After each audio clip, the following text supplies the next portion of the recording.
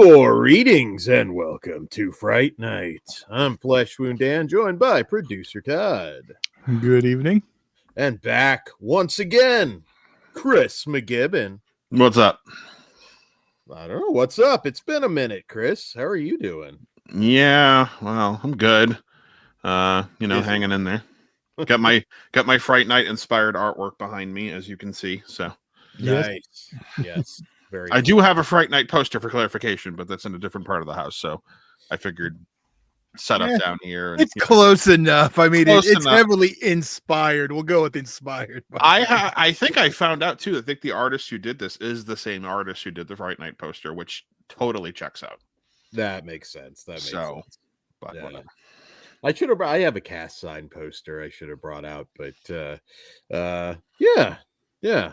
Well, we couldn't do Fright Night without you, Chris, with all of these announcements lately that are, I don't know what, 20 years in the making at this point, it feels like. Yeah, it's been a while.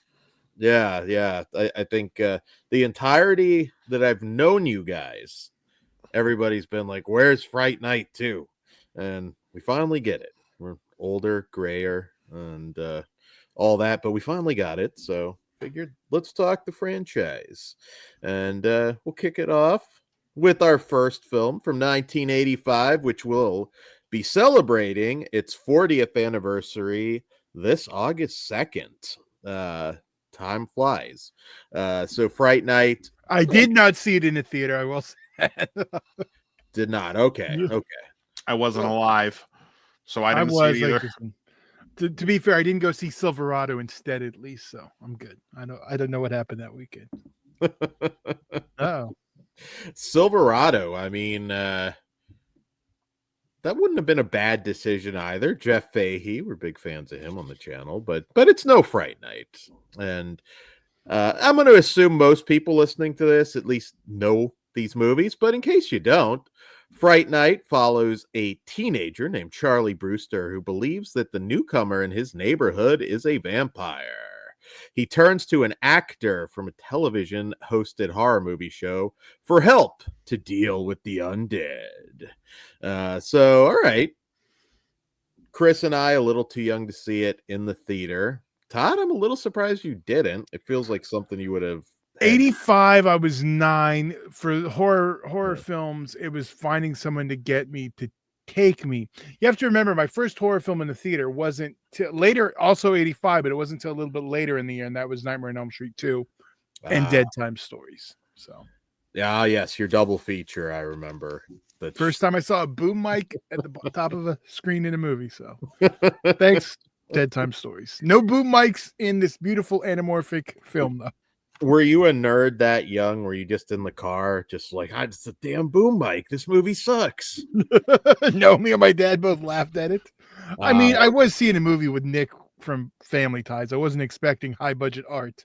Not expecting art there, but yeah, that's an interesting first double feature. But yes, there was a couple of weird looks in a couple scenes in the first movie with my father. I wasn't sure what was going on. Some whipping I wasn't ready for, but whatever. I get that. It's you're totally oblivious to that though when you're a kid. I just thought, favorite film of the series, supposed to be funny. He's whipping him to death with the towel.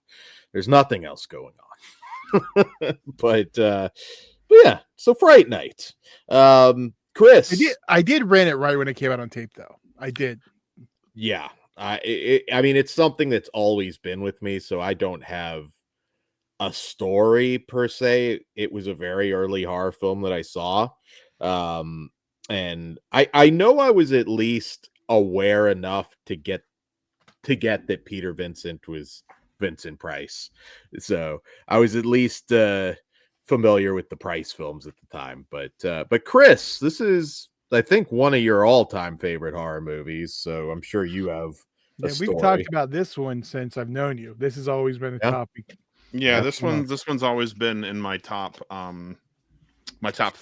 Actually, 85 was a really great year for me horror movie wise. I mean, in that summer, you had Fright Night, Day of the Dead, Return of the Living Dead, all in the span of like 4 weeks, because with Day kicking it off in July and then this coming out in August and then Return of the Living Dead right behind it. I actually remember seeing a photo. It was a poster of Day of the Dead and Fright Night next to each other, and it said like now playing in some theater in downtown LA. And I'm like, oh my God, what I wouldn't give to be a person living in that time to be able to see both of those movies back to back in a theater. But I have been fortunate enough to see both in a theater and on film. We actually, our podcast, The Spooky Picture Show, hosted a screening of Fright Night last year, and it was on film. And there were a lot of first timers that saw it that week, that night. It was amazing how well that movie still holds up, even for people who have never heard of it. There were folks who walked in off the street because they saw the poster and they thought it looked cool, and like they had no idea what they were in for. They just saw this kind of interesting, 80s looking kind of poster, and everyone's into the 80s now. And but it was so cool to hear the jokes land, to listen to people reacting to the things that they were supposed to be reacting to, and and really just being impressed with how well made it was. That was the most feedback we kind of got, because we always ask, like, what did folks think of it, especially the first timers, like what were you guys, what were your impressions of it? And a lot of people were just like, this, it surprised them. They were really shocked at how well it held up. My history with this one, actually, this is one of the few VHS tapes that I have from when I was a kid. This is the copy my aunt bought for me. Nice. Way back when. I have a couple other ones that are in better shape than this one. I don't even think this plays anymore, to be honest. But I've kept the case in pretty good shape. But yeah, this one, I mean, I don't remember a period of my life where this wasn't a part of it. Like, this really is one of those movies that just, it's a benchmark horror film for me. It just clicked, and I couldn't get enough of it. And I remember when I was really young, and I told Tom Holland this story, and he thought it was pretty funny. I used to go down into our basement all the time and just kind of hang out and play down there because, it was a smaller house, and, my brother and I had our areas and whatnot. I decided I was going to reenact this ending from this movie, the scene, in the basement where they got, Jerry Dandridge down there, and they're ready to start busting out all the windows. Well, I busted out the windows. Thinking that, in my 5-year-old brain, that these windows are going to repair themselves because that's what they do.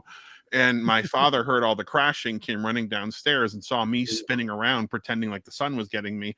And he started, of course, understandably wasn't too happy about it.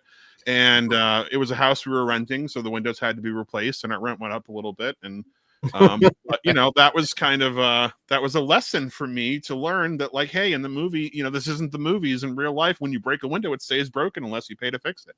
So I learned not to break windows unless I intended paying for it myself. So never did that again. But I mean, it really has been like a cornerstone movie for me, and I've got to meet most of the cast. I had a couple of phone conversations with Tom Holland. I haven't met him yet. I hope to someday. And I'm not gonna sugarcoat it or lie. I almost cried when I talked to the guy, because I told him, I said, I never thought I'd ever get a chance to talk to you, and this movie literally helped shape my life. So and it's great that he loves it as much as he does, and it's his baby. And it's awesome when the creator is so behind it too, and is so proud of it, that he's really maintained this legacy for so many years, and keeping it alive and keeping it respectable as well. It hasn't really gotten into pulp area yet. Like, there's not we're not talking about Fright Night Part 7 right now. Yeah. In the hood. Yeah, exactly. I think that there's been a little more care and consideration, not only for the characters, but for the IP itself, which I think has a lot to do with his involvement. So good on him. Although I would have liked to have seen Ice-T as Jerry motherfucking. I'm actually kind of surprised there's not an urban take on this. I think it would have gotten there, and I didn't even mean a sequel, but we've had like urban, like April Fools instead of April Fool, but like just an urban take that kind of similar. Well, do you want to know why? because in an urban neighborhood, this shit would never happen. So those motherfuckers would put an end to this thing as soon as I the didn't say. motherfucker. Well, see, here's the thing. I didn't say what urban. See, I'm sure when I said that everyone was black, but you throw this in a Hispanic neighborhood, they're gonna believe in all the vampires and all that. But that's what so I it's gonna mean. be totally different. The only people who are stupid enough to let this last longer are white people. Everyone else would just be like, all right, go burn the motherfucker's house down. Well, Let's get some steaks and some holy water. I have to say, white people are letting stupid stuff go on for far too long, more and more these days. So I'm just saying. I mean, I'm not disagreeing with you, but yeah, I don't think that. I don't. I think you're right. There isn't even like a, because they made that. There's that movie, the werewolf movie, Never Cry Werewolf, which was you might as well call it a remake of Fright Night. It was about a kid who lived next door to a werewolf, and they did like a gender swap where it was a girl. And what was twisted about that movie is like he specifically wanted to mate with her. It wasn't even like a lost love connection. He just wanted to bone her. And I'm just like, okay, that's far creepier than like the long lost love of an ancient vampire, but whatever. But yeah, that was it though. That was probably, and that wasn't urban at all, but I can't think of anything that even comes close to, hey, something bad moved in next door and we've got to deal with it in that sense. But I mean, If only the creators of Axum would have had a success on their hands, maybe that would have been their next project. Could have been, yeah. Yeah, no, I mean, what I loved about this too, of course, we're in 1985 at the time, and traditional horror had kind of faded to the background. And of course, I loved Roddy McDowall. He's one of those actors, you can't replace him, you can't mimic him. He just was one of a kind. And I've been curious to see what this movie would have looked like with Vincent Price. Sure. I don't think the energy would have been the same because he wasn't in the best health by that point. But yeah, I mean, I just loved that character in particular so much. And I would have liked to have seen more adventures with Roddy McDowall specifically as that character. But yeah, I every time I watch this one, and it's not that I ever thought it was not a great horror movie, I always loved it, but I think it rises up a few notches every time. The makeup is still incredible. It's aged so well. And there's some that in all fairness haven't, but I think all of the makeup shots, the Steve Johnson effects work is just so top notch. And I just, at this time too, we're getting a lot of like vampires were becoming kind of satire. We had stuff like Love at First Bite and things of that nature. And I think Tom Holland did something that's very hard to do, and that's make a horror comedy that's genuinely scary, but also and funny. Like it's so seamless. And yeah, that's not easy to do. I also kind of wonder, because there was alternate casting initially, Charlie Sheen, but he didn't end up getting it, I guess, because Tom Holland just thought he was too good looking to be, the nerd, so it could have looked different. Not all traditional casting. I think Amanda Bierce was somebody that stands out. Like, I like her in the role, but it doesn't feel like that would be the traditional choice for Amy.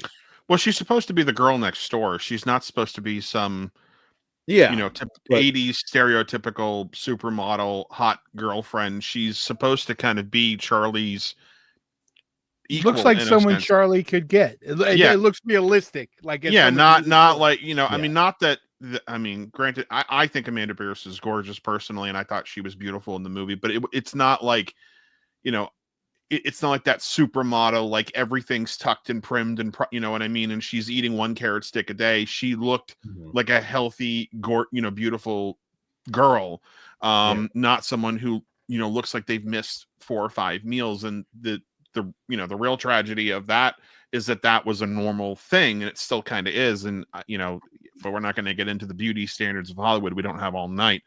Like you can, like, the difference is, like, when we get to the sequel, it feels like Brewster's punching up, That's like what you kind of would have, I think, what Dan would expect to be the Yeah, casting in the first one. I'm glad they didn't. I want to make that clear. I think Yeah. there is something that feels real. Well, she's also I mean, I mean, everyone in this film is excellent, but one of my favorite scenes in this movie is the sort of seduction scene where they're in Jerry's room, and there's no dialogue in that scene at all, and her and Chris Sarandon, just kind of playing off of each other, and just it's their all in their facial expressions and in their movements and everything, and you can tell exactly what she's thinking, what he's thinking. And there's even a moment where he's got hesitation, like, do I really want to do this to her? She's not the girl in the painting, she just looks like her, and she's hesitating, and then she takes the clasp off the dress, giving him permission to make her like him. And it's not a hypnotism thing, it's not him taking control of her, he's letting her make that decision, and he goes for it. I love that fucking scene because it's between two actors who are great, and they don't say a word in that moment. It's just all with body language and facial expressions. And I just think that is amazing that we have a film in this genre that has that caliber of acting, and especially at this time frame. I mean, again, 85, I mean, you've got Friday the 13th Part 5 out at that point. I'm sure the youngsters think that scene's a lot more creepy though than we did. Well, they probably do. And, I've heard a lot of folks arguing that it's recently in the last, 5 years or so, that it seems creepy that this old guy wants this teenage girl. And I'm like, firstly, he's over, like, he's probably batting 1,000. No matter what age they were. No matter what age he's at, everyone's younger than him. So even if this bitch was 80, like, it'd still be creepy. She wasn't a thought process when he was born. And it's, when you're a vampire, like, no one's ever stopped and gone, oh, Lost Boys, that's kind of creepy that this old guy would have had to have bit these dudes before he got to the, you know what I mean? Like this. And now he wants, like, no one ever brings that up. Like, it's like, don't add a layer of something that doesn't need to be. It's a fucking vampire movie. Okay. Like, let's not add the, creepy older guy going after the underage girl. He's 1,000 years old. Everyone's underage. Like, it's just across the board.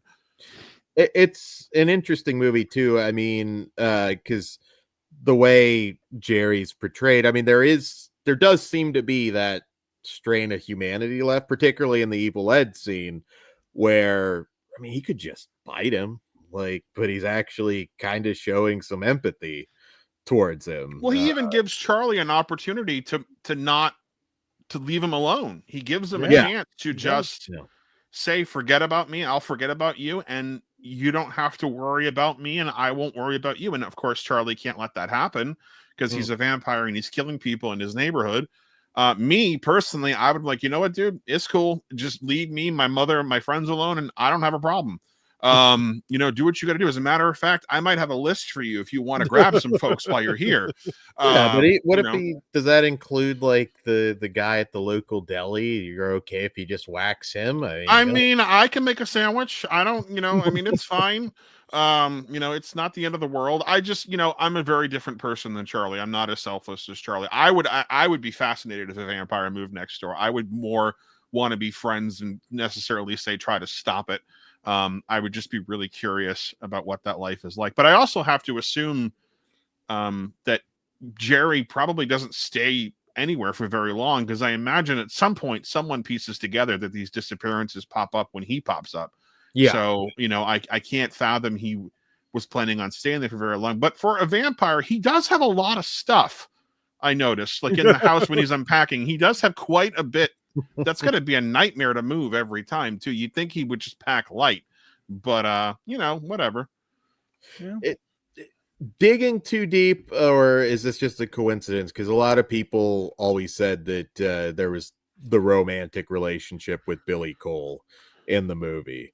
It does feel like there's a couple scenes where they're sort of hinting at it without going there, but I think it's definitely implied, but it also comes with that territory of, if you're 1,000 years old, sexuality is not important anymore. You're going to become very, very bored with being, when you have to bite both genders, I think the sexuality goes all around. Well, I also think too, like, again, it becomes very boring. I mean, like, imagine Yeah. if you imagine being 1,000 years old and only focusing on one specific gender. It's like eventually, even the thrill of the hunt is going to be boring. It's like, oh, it's the same thing. I don't have to even try hard to get, a female, but if I can get a straight male, that's a little bit more of a challenge, because it still is for a vampire. It still has to be a bit of a hunt. I mean, maybe not so much for Jerry, but I there definitely is more than a handful of suggestions that Jerry and Billy Cole have been swapping salamis. And there's also a suggestion too. I would have said swapping steaks, but that's just me. Well, whatever. And there's also even a suggestion too that Evil Ed is probably Charlie's gay best friend. You know what I mean? And in Amy's gay friend. Like they're, back in the 80s, this was something that no one put out in front of the camera on purpose, and except for maybe Nightmare on Elm Street 2, but even that, like, they denied that for years, saying, no, it's not a gay horror film. What are you talking about? And now that's all they can say it is. I mean, it's so fucking painfully obvious. Yeah. I mean, they were slapping people with pride flags going, Again, like, look, this is weird looks with me and my dad. But they called it subtext in most cases. In this case, that wasn't subtext. That wasn't subtle. Right. But I mean, Fright Night had, that. And I think with I mean, like, I know Anne Rice with Interview with the Vampire, like there's a lot of folks who, I mean, think Lestat and Louis were lovers, and that's 100% obvious. I mean, they have a kid together at one point. It's like, yeah, these guys are a gay couple. There's no doubt about it. You know what I mean? But they didn't come out and say that. But again, when you're dealing with creatures who are literally can't die unless somebody, is able to kill them, but old age isn't creeping up on them, and, life is just ongoing no matter what. Eventually you're going to want to try a different flavor of something, and then it's just not going to matter anymore. So yeah. Yeah, no, there's a lot going on in this movie. They pack a lot into the runtime. And we talked earlier a little bit about the effects work, but I mean, I'm impressed every time watching it on 4K now, and just I'm like, it all holds up. I really, there were certain effects that I remember in the You're So Cool Brewster doc that they kind of like, oh, that could have been better. And I'm looking at it and I was like, man, maybe there's better eyes out there than mine, but this shit looks really good. Yeah, even Amy's makeup, the makeup effects artist, tells that infamous story that he put it together because he was overnight, because he was told it was going to be on screen for 5 seconds, and then you were never going to see it again. And then it ends up on the poster, and it ends up on the cover of Fangoria magazine, and he's mortified because he's like, oh my God, if I had known, I would have done so much better. And I'm like, I think the simplicity is what makes it work, though. Yeah. I think if that was a complex makeup number, it may not have been as iconic. And that moment where she takes her hands down, you see that fucking shark mouth, and she, it's the same reaction that it's like, oh shit, and then she spins around, and I think William Ragsdale, if I recall correctly, hadn't seen the makeup yet, so his reaction of horror was pretty genuine too. Oh shit, what the fuck is that? And I also got to give props again. This comes down to Tom Holland in the editing process, with the effects. The scene where Jerry gets the pencil through his hand, they originally cut to a reaction of Charlie watching him lift the pencil out, and Steve Johnson was like, no, you can't do that, because they did this all-in-one camera trick where they had the bottom of the pencil on his hand attached to a piece of filament, and they yanked it out real quick while there's a retractable one up here, so it's all one shot where he can do this and you can see the hand move. And it's like, if you cut to the reaction, it looks like you just we went from a fake hand to a real hand, and that's how we, you need to keep it as one steady shot. And thank God they listened, and again, props to Tom Holland for, listening to the effects people going, this is how this should look, and this is how this should be edited. Because there was a lot of instances in the 80s where once the effects people did their job, they weren't in the editing room. They didn't have any input on the rough cuts. They were like, okay, well, it's time to, most of the time they were moving on to another project. Yeah. So they didn't have time to come in, but they made sure that they listened to anybody whose work was on screen as far as involvement goes. I don't think they were listening to the actors. I think every actor would be like, oh, don't use that take, use this one. But in terms of the technical stuff, it does sound like they at least heard the people that were responsible for those kinds of things. And that effect, people still try to figure out how they did it, and it's a simple, easy trick.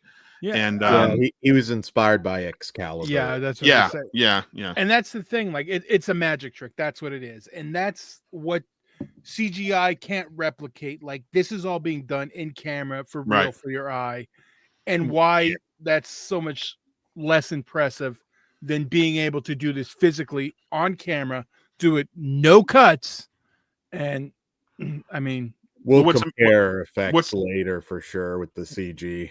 What's cool about that scene too is every time someone sees the hand and they see him lifting up the pencil, they always assume it's fake. They assume the hand is fake because there's a Right. pencil going all the way through it, and then they see it move and they go, "Wait, what? What? That's a real fucking hand? How'd they do?" Like they always do that. How'd they do that if they don't know? And I love that. I love that. That's always going to be the reaction, because even in the age of CGI and in the age of that kind of stuff, people are still trying to figure out how did they pull that off. Yeah. And I think that and it's a simple effect compared to what we, other stuff we get, like Evil Ed's de-transformation from the wolf back to human, which is a grueling, and again, another scene with two actors not saying a fucking word, and you get every emotion and expression that you need to.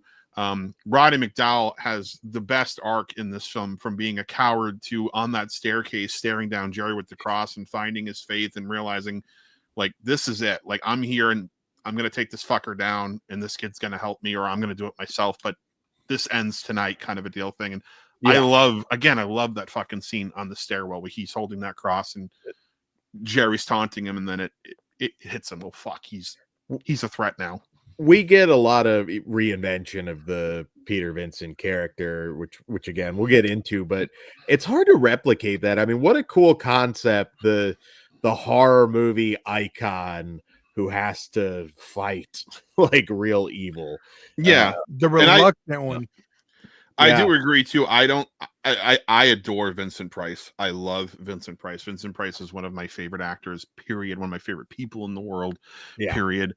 But him being in this film, it would have made it a Vincent Price movie. It's kind of like what they said about Halloween. I think they wanted cast Christopher Lee as Dr. Loomis, and it wasn't that I don't think John Carpenter was talked out of it. I think the story went they just couldn't afford the guy. But like the silver lining was, well, if we had done that, we would have had a Christopher Lee movie. I think both of them lucked out so well not getting who they wanted on the first. Yeah, because I think, and this is going to come up later, I've come to the conclusion on this viewing of the entire series that it fails, much like for me, Halloween without Donald Pleasance, without Roddy McDowall, they don't work for me.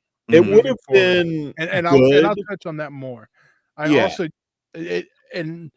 I don't know if I've ever mentioned this. My first weekend of horrors, Roddy McDowall's the first person I met. Oh, you're so like lucky, horror celebrity. I only got 3 autographs at that thing. It was him, Leatherface Slater, and the guy who did the Phantasm Spear, because they were signing for free. I said, sure, sign my Fangoria. But I mean, I literally, it was Roddy McDowall and Gunnar Hansen. So when you die, I get that McDowall autograph, right? That's in the will. It's in the same, I believe it's in the same Fangoria. It's literally just in the stack of my Fangorias. I need to pull it out. And you gotta frame that. Okay, well, I posed my initial question. When you croak, I'm getting that autograph, right? Like, people know, like, this is being documented right now. Because, hook a brother up. I've been putting up with you for what, 20 years at this point? I deserve something. He may take any of us to court if he's got this video. That's why he's doing it. But right? Trying to get me locked in now. Vincent Price, I think it would have been cool and amusing, but I don't think the energy was there at that point in his life. I think Roddy McDowall, again, every performance that guy ever gave, and I'm not just talking horror, anything, was memorable. Yeah.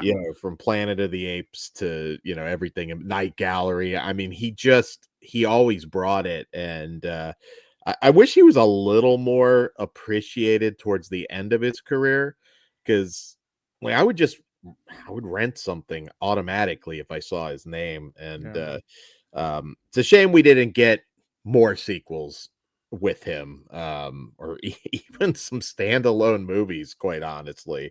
I think there's a lot of potential there. But yeah, I mean, what a legend of an actor. They don't have character actors like that anymore. It's a shame, but No. on the effects front, though, man, like just those melting effects, were so good, and you can't recreate that with CG. I mean, Billy's death. I mean, with the slime and everything coming out Yeah. of him. God damn, do I miss effects work like that? It's just 40 years later, and it's still some of the best effects I've ever seen, and grueling too. I think Stephen Jeffries was spending like I don't know how many hours off the top of my head, but he was in the makeup chair forever. Yeah, And it was a while. It was the number 14 keeps popping into my head, but I think it was longer than 14 hours. I think it was like the process of putting it on and taking it off was yeah, longer than 14 hours. Then it was the process of, having it on. And I mean, because that whole sequence is a transition and that was shot over a period of a few days. It wasn't like it was all done. They couldn't have done it all in the same day. There was far too long of a process overall. But I mean, yeah, that had to have been grueling. I mean, everyone always looks at that stuff and goes, "Oh, it's makeup, it's fun." It's like, being in prosthetics is a fucking nightmare. The stuff, especially back then, they were using medical adhesive, and that stuff does not want to come off, and you're yeah, literally peeling off a layer of skin as you're taking it off. It's like, and then you have to come back the next day and put it back on again on a newly, freshly exposed layer of skin, and you peel that one off. You know what I mean? It's day after day after day of getting a fucking facial, and not the fun kind. It's that um came later. yeah, it's grueling, and for someone to go through that and be in it for 14, 15 hours a day and have to be in an uncomfortable position with it, because at one point his arm was tied behind his back because Yeah, there was another arm, there was the wolf arm or something like that, and and having this fucking piece of wood sticking out of you and laying naked on the fucking floor in front of 50 plus people. It's like, I mean, granted, he became a porn star after this, so Because maybe he was more, he went to the easier work. yeah, he was more comfortable with it than anyone else would have been. But still, it's like you're exposed and you're covered in slime and latex. It couldn't have been fun for him, but he does a great job. yeah, and I mean, even the contacts were Brutal. relatively new at this point, and No, I they can't said they're brutal, like because they they're were like hell. literally like painted on the inside the glass. I think Amanda Burr says they didn't like sand the insides right, so it was just like rough on her eyes. Yeah, Yeah, like I know you mentioned the makeup. Chris Sarandon said he like to shave time on his. He was like painting and stippling the work on his hands, putting the prosthetics on his hands while they were doing his yeah. face. So he You're Right. there was like 8 hours. It's like, my yeah. God. He said they got it down to 6 when he was doing his own hands. Yeah, and I mean his makeup is pretty intense too, especially when he gets all burnt. I mean, Steve Johnson and burn makeup, man. Everyone has stories about him and burn makeup because he did layered burns. He didn't just do like a Right. piece that he would paint. He would layer the stuff on, so it would take twice as long. And by the end of this movie, Jerry's pretty crispy, and I imagine that process was probably pretty grueling too. He's also kind of slimy looking. They definitely put a lot of KY jelly on his face to give him that Mhm.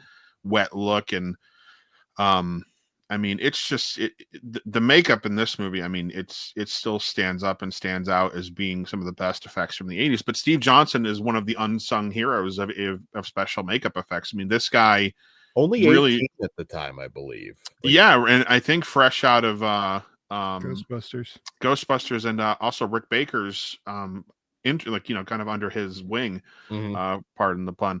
Yeah, But I mean, this, Baker had to pass on this one, so yeah, but you have this guy come in and he does a fucking amazing. I mean, there was a crew. It wasn't just Steve Johnson, but Steve Johnson had a lot of the input, and a lot, came in kind of guns a blazing with this thing and created a lot for it.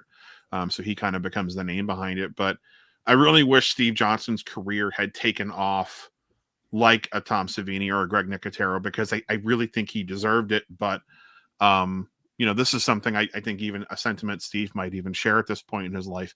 there was a lot of cocaine back then. Every interview, he says it in the documentary. So, it's always he brings up the cocaine. I really feel like that's what kind of did him in as becoming a household name, is that he partied pretty hard. Well, I know on Night of the Demons, and this was something he shared with us. He not only was doing cocaine, he was also doing meth, because he wasn't able to sleep with all the amount of work he had to do.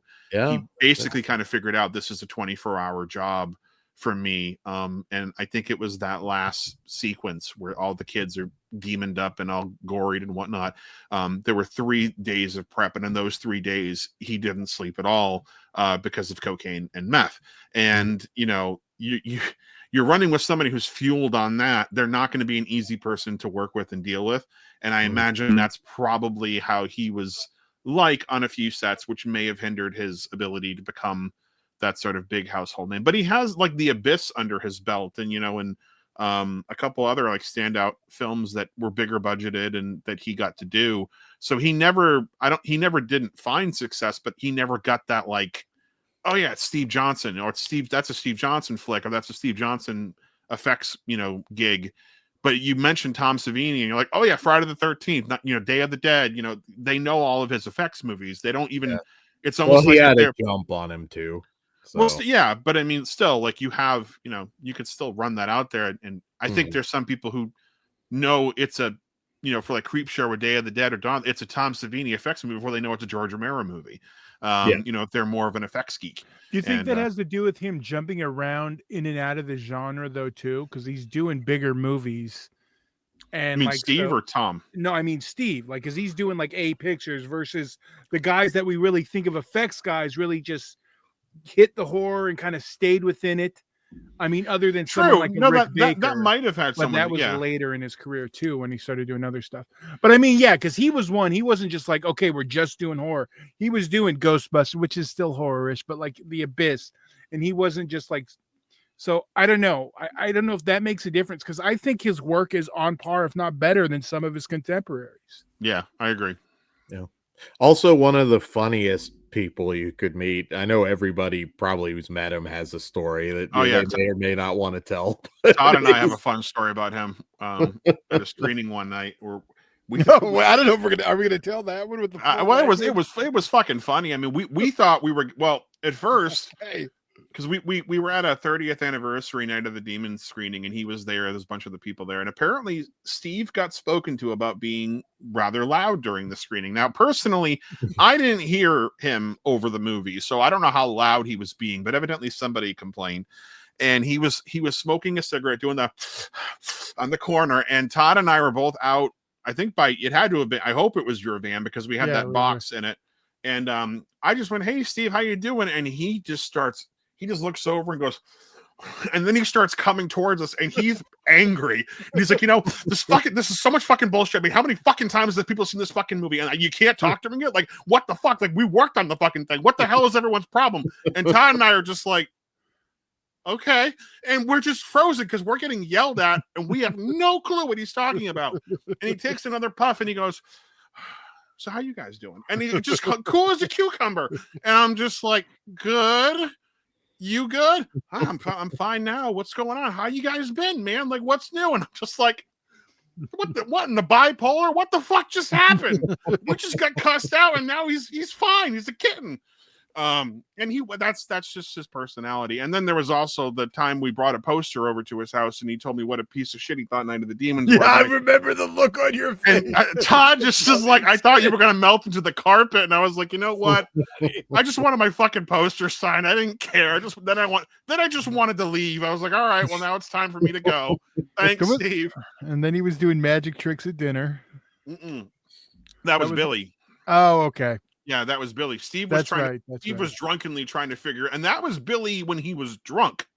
Okay. I can only imagine what he's like when he's sober doing magic tricks. I just remember I was like, yeah, he's the Robert Downey Jr. of horror. That's what I was like. That's who Steve Johnson is. He is.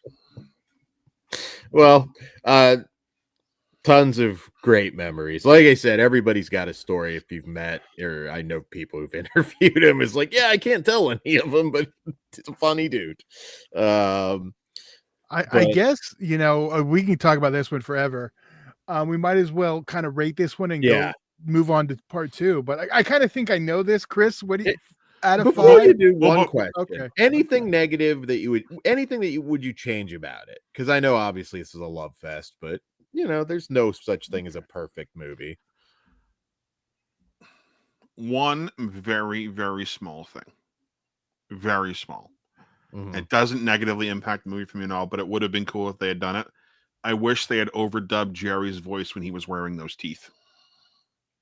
Okay, I can see that. I think because you could tell it was that's his voice. Those teeth are very hard to talk with.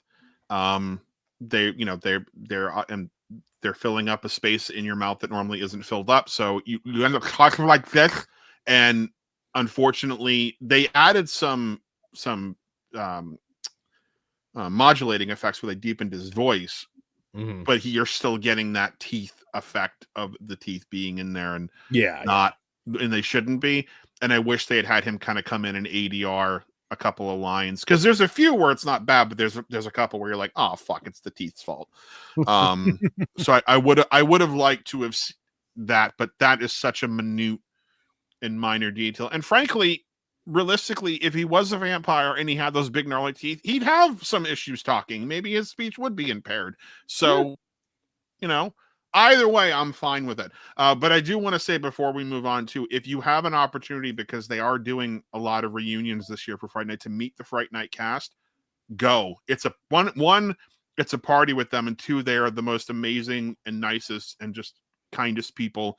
Yeah, And, Tom Holland I've met a few times. It's been a while, but always just a really sweet dude. Yeah, Amanda Beerus is wonderful. And if you see Amanda, tell her Chris says hi and ask her what she thinks of the banner, because I made her banner for her. And Nice. I've seen that banner in pictures, and every time I do, I get all excited. I'm like, oh my God, she's using it.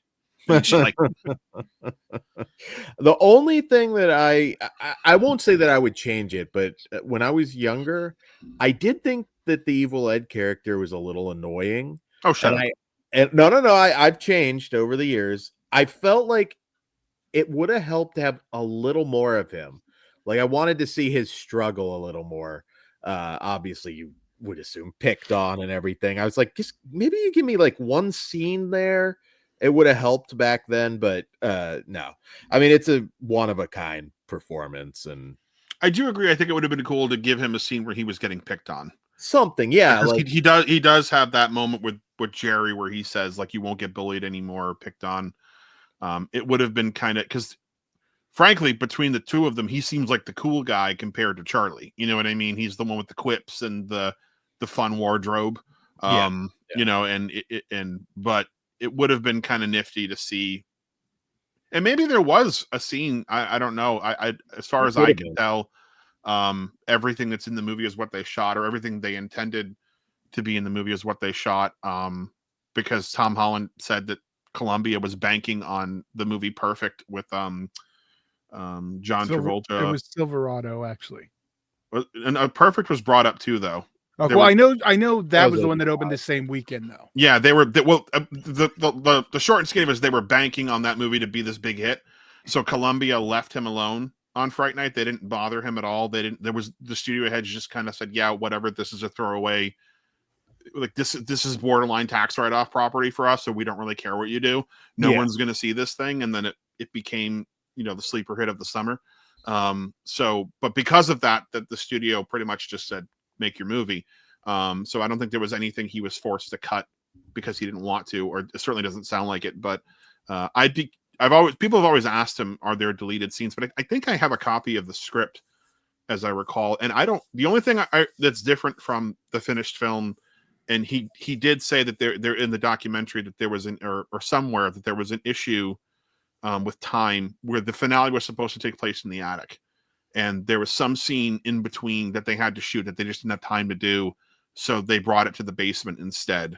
I don't know if they're supposed to go into the basement and then he goes up into the attic and then they go up. I don't know what transpired there, but because I asked him, did you guys build the set with the intention of it being an attic? Because there's the scene where Charlie pulls back the curtain from the door and you can see the window is not shaped like a window you'd normally see in an attic. It does look like the door to a basement bulkhead, and or an attic window rather, in it, but not like a basement window. I think I said that reversed. It looks like an attic window, not a basement window. And he's like, "Oh my God, I can't believe you caught that." But yes, we did shoot some of it with the intention of it being an attic set, and then we changed it and made it into a basement. So I was like, "Oh, it took me good eye 39 years to see it, but I finally did." So, whatever. All right. So yeah, obviously all-time classic. I think we all agree. So moving on to the sequel. Oh, what did I miss, Todd? The rating portion. Oh, yes. 5 stars. Yeah, 5. Obviously, Yeah, Chris. yeah, Yeah, no I question. figured that was going to be an easy one. I'd give it a 6 if I could, but I mean, yeah, well, no shocker there. But all right, so we move on to 1988 with Fright Night Part 2 from director Tommy Lee Wallace of It and Halloween 3 fame, among many others. And in this film, 3 years after dealing with vampires, Charlie Brewster separates from vampire hunter Peter Vincent. When mysterious actress Regine Dandridge arrives in town, Charlie's past resurfaces, suggesting a repeat occurrence involving vampires. So, Fright Night Part 2, the one that, that every physical media collector has been waiting for and finally getting. So this was one I always really liked the movie. Truth be told, I'm not one of these people that thinks it's better than one. I kind of think it's not even close, but it's a pretty damn good sequel. Kind of a shame that we didn't get Stephen Jeffries back. I know, I think it was a 976 Evil issue, although I've heard some people just say they just didn't bring him back. I don't know if there's definitive word on. He said he wanted out of the contract because he was contractually. Yeah, see, I've heard different things. He was contractually agreed to do a sequel. But well, I think he has said he thought 976 Evil was going to be a big opportunity because it was Robert Englund directing. Yeah. And Robert Englund was very hot at the time, playing Freddy, of course. So Mhm. it might have been a little bit of column A, a little bit of column B. He wanted out of the contract, and he had this other opportunity to do something he thought was going to be a bigger deal. Yeah. Well, he picked the one that got more theaters.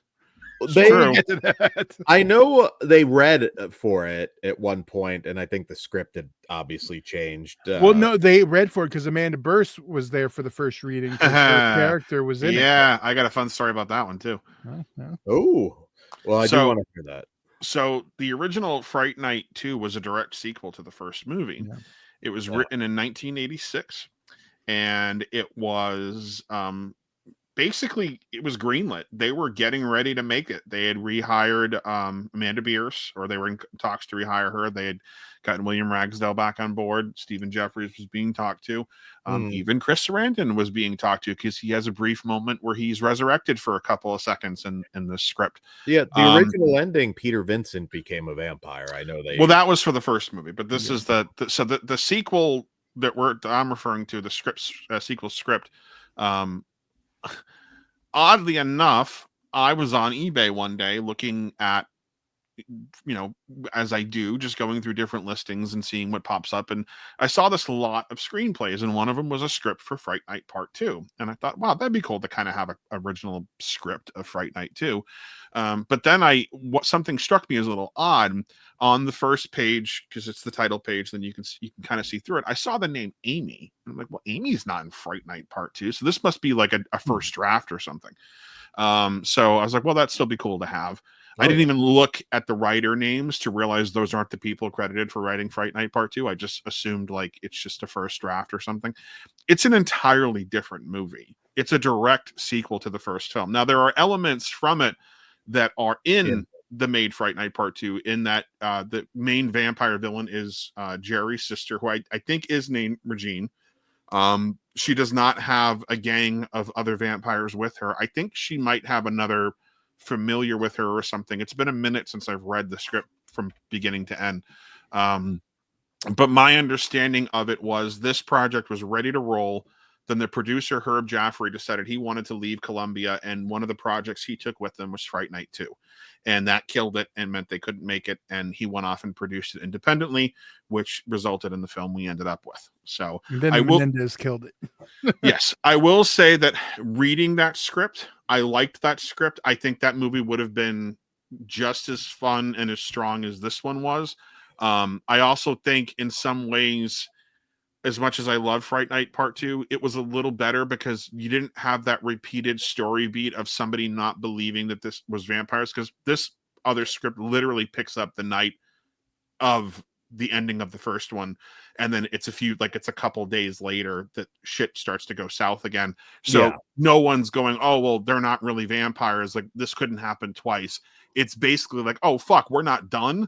And that's, I like that more necessarily. That's like a true 80s sequel too, like just picking right back up. Yeah, I like that a little more than a character not believing it. But I don't hate that, like, in order to move on, Charlie had to convince himself that it never happened, and to get past that fear, to get past that, that you're making it make sense because it's an obviously thing that. Well, of course it is, but I mean, I add my own little plot threads to stuff if I want to. That's my prerogative, and I get it, but I mean, you don't need to call every little fucking thing I do out, Todd. I'm going to start siding with Dan if you keep this shit up. I love this movie, but to that point, I did always have an issue, mostly with the way we left off. Like, he seemed like he was as good as you could be. Obviously, you'd probably have some PTSD from that no matter what. I didn't like the idea of him convincing himself that it never happened. I just felt something was a little off. Once we were off and running, it's all good. I mean, it's obviously a very entertaining movie. I didn't love that angle. I get Chris's thought process because that works. I mean, it makes sense too. Yeah, but especially watching not talking about it, I think would have worked better. Like, I know this happened, but I'm not going to. Yeah, ignoring the problem, I think would. Yeah, I also think too, like, he doesn't truly believe that it never happened, because even when he sees Regine for the first time, he's immediately like, "Oh, this again," and then he has to kind of talk himself out of it. So there's still that. He's convincing himself. He's in denial essentially, and that's why for me it doesn't bother me. It's not like Ghostbusters 2, where it's like you expect the entirety of New York City to forget a giant Stay Puft Marshmallow Man walking down the fucking street. And I say this, as somebody who loves Ghostbusters 2. I'm one of the oddballs, but with Fright Night 2, it's obviously a much more isolated incident, and in some ways, if you're trying to get through something and get past it, it's much easier to convince yourself that it didn't happen, or it didn't happen the way you perceived it. And if somebody else can make sense out of it, like a therapist, and saying, hey, you were hypnotized by this guy because he was into black magic and all kinds of other stuff, and he convinced you to believe that he was a vampire because you love horror movies and you like watching this stuff late at night, and that triggered that defense mechanism in your brain, and now he's a vampire, right? Because vampires don't exist.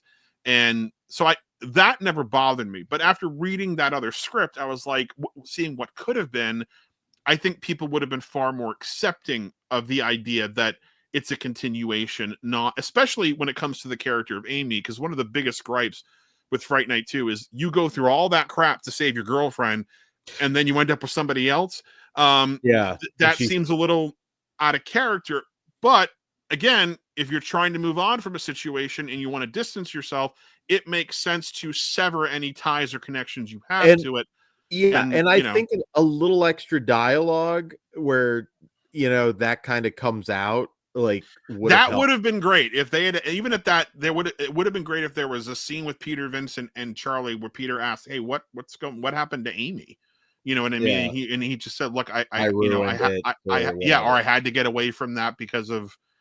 But he still believed it. She still believed it happened or something. Yeah, but he's not even telling Peter that he doesn't believe that it didn't happen when they finally reconnect. He's just like, oh yeah, just talk about the good old days and that's fine. He doesn't even bring it up until he's sort of feel like he's forced to and has to tell him there are no vampires. And in that moment, it's like, it's that conversation. Hey, what happened to Amy? Wouldn't have been very appropriate. Like, Question. Do you think they would have been better off just using another 80s trope and just recasting? And just, okay, this is Amy now. I mean, they worked for Waxwork, Back to the It did, Future. but it doesn't work for Waxworth though because it's so fucking awkward. That's she's such a different actress compared to Deborah Holland. Worked for Back to the Future. I think if it was, like you couldn't have gone from Tracy Lynn to Amanda Bierce. It's if it was like, well, it didn't have to be the same actress. But I'm saying like if it was just generic hot blonde in the first movie, like sure you could replace her. But I mean, if you're just completely ignoring the fact that it's really we got a new girlfriend, move on. It's no different. Just recast. Okay, it's her. Move on. Yeah, I mean I mean it.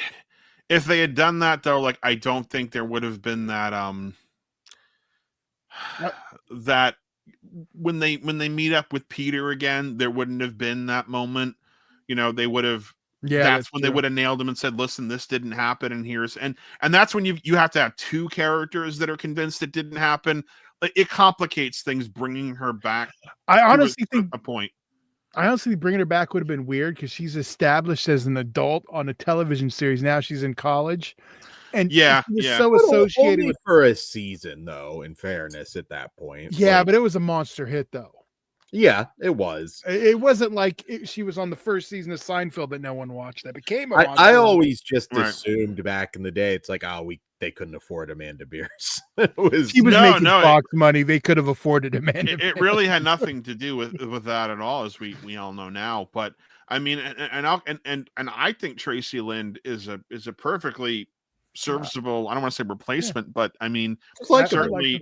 Yeah. You know, she's great, and she's one of the only actresses I've ever known comfortably that could play a college student in 1988 and then a high school student in 1993, and no one blinked an eye.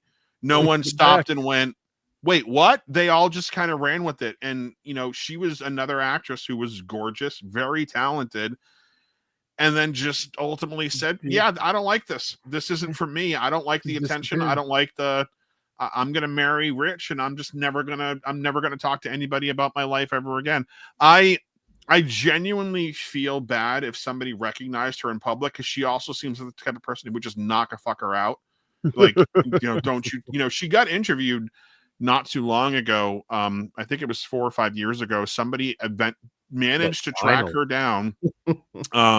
For a music video she did, and she point blank said, the only reason I agreed to do this is because the guy who was in the band for the music video was a really good friend of hers who unfortunately had died from HIV related issues, and she really just wanted to get a positive spin and story out there about him and his band and working with them, because the guy even asked her about her movie work, and she flat out said, I don't know, I don't want to talk about that. And he asked, well, have you ever watched any of the films you've been in? She said no.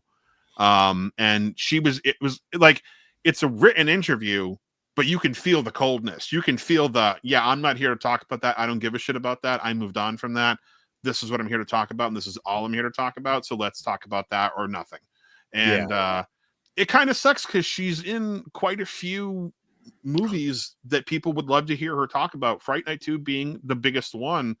And it's just not feasible. It's not possible. I don't even think if anyone from the films reached out to her that she'd be open to it. She's really just made it very clear she does not want to be found or talked to about her life as an actress. So, well, the memories are still there on film. It's too bad. I do think she was memorable, even though the career didn't go long. She was in some memorable roles.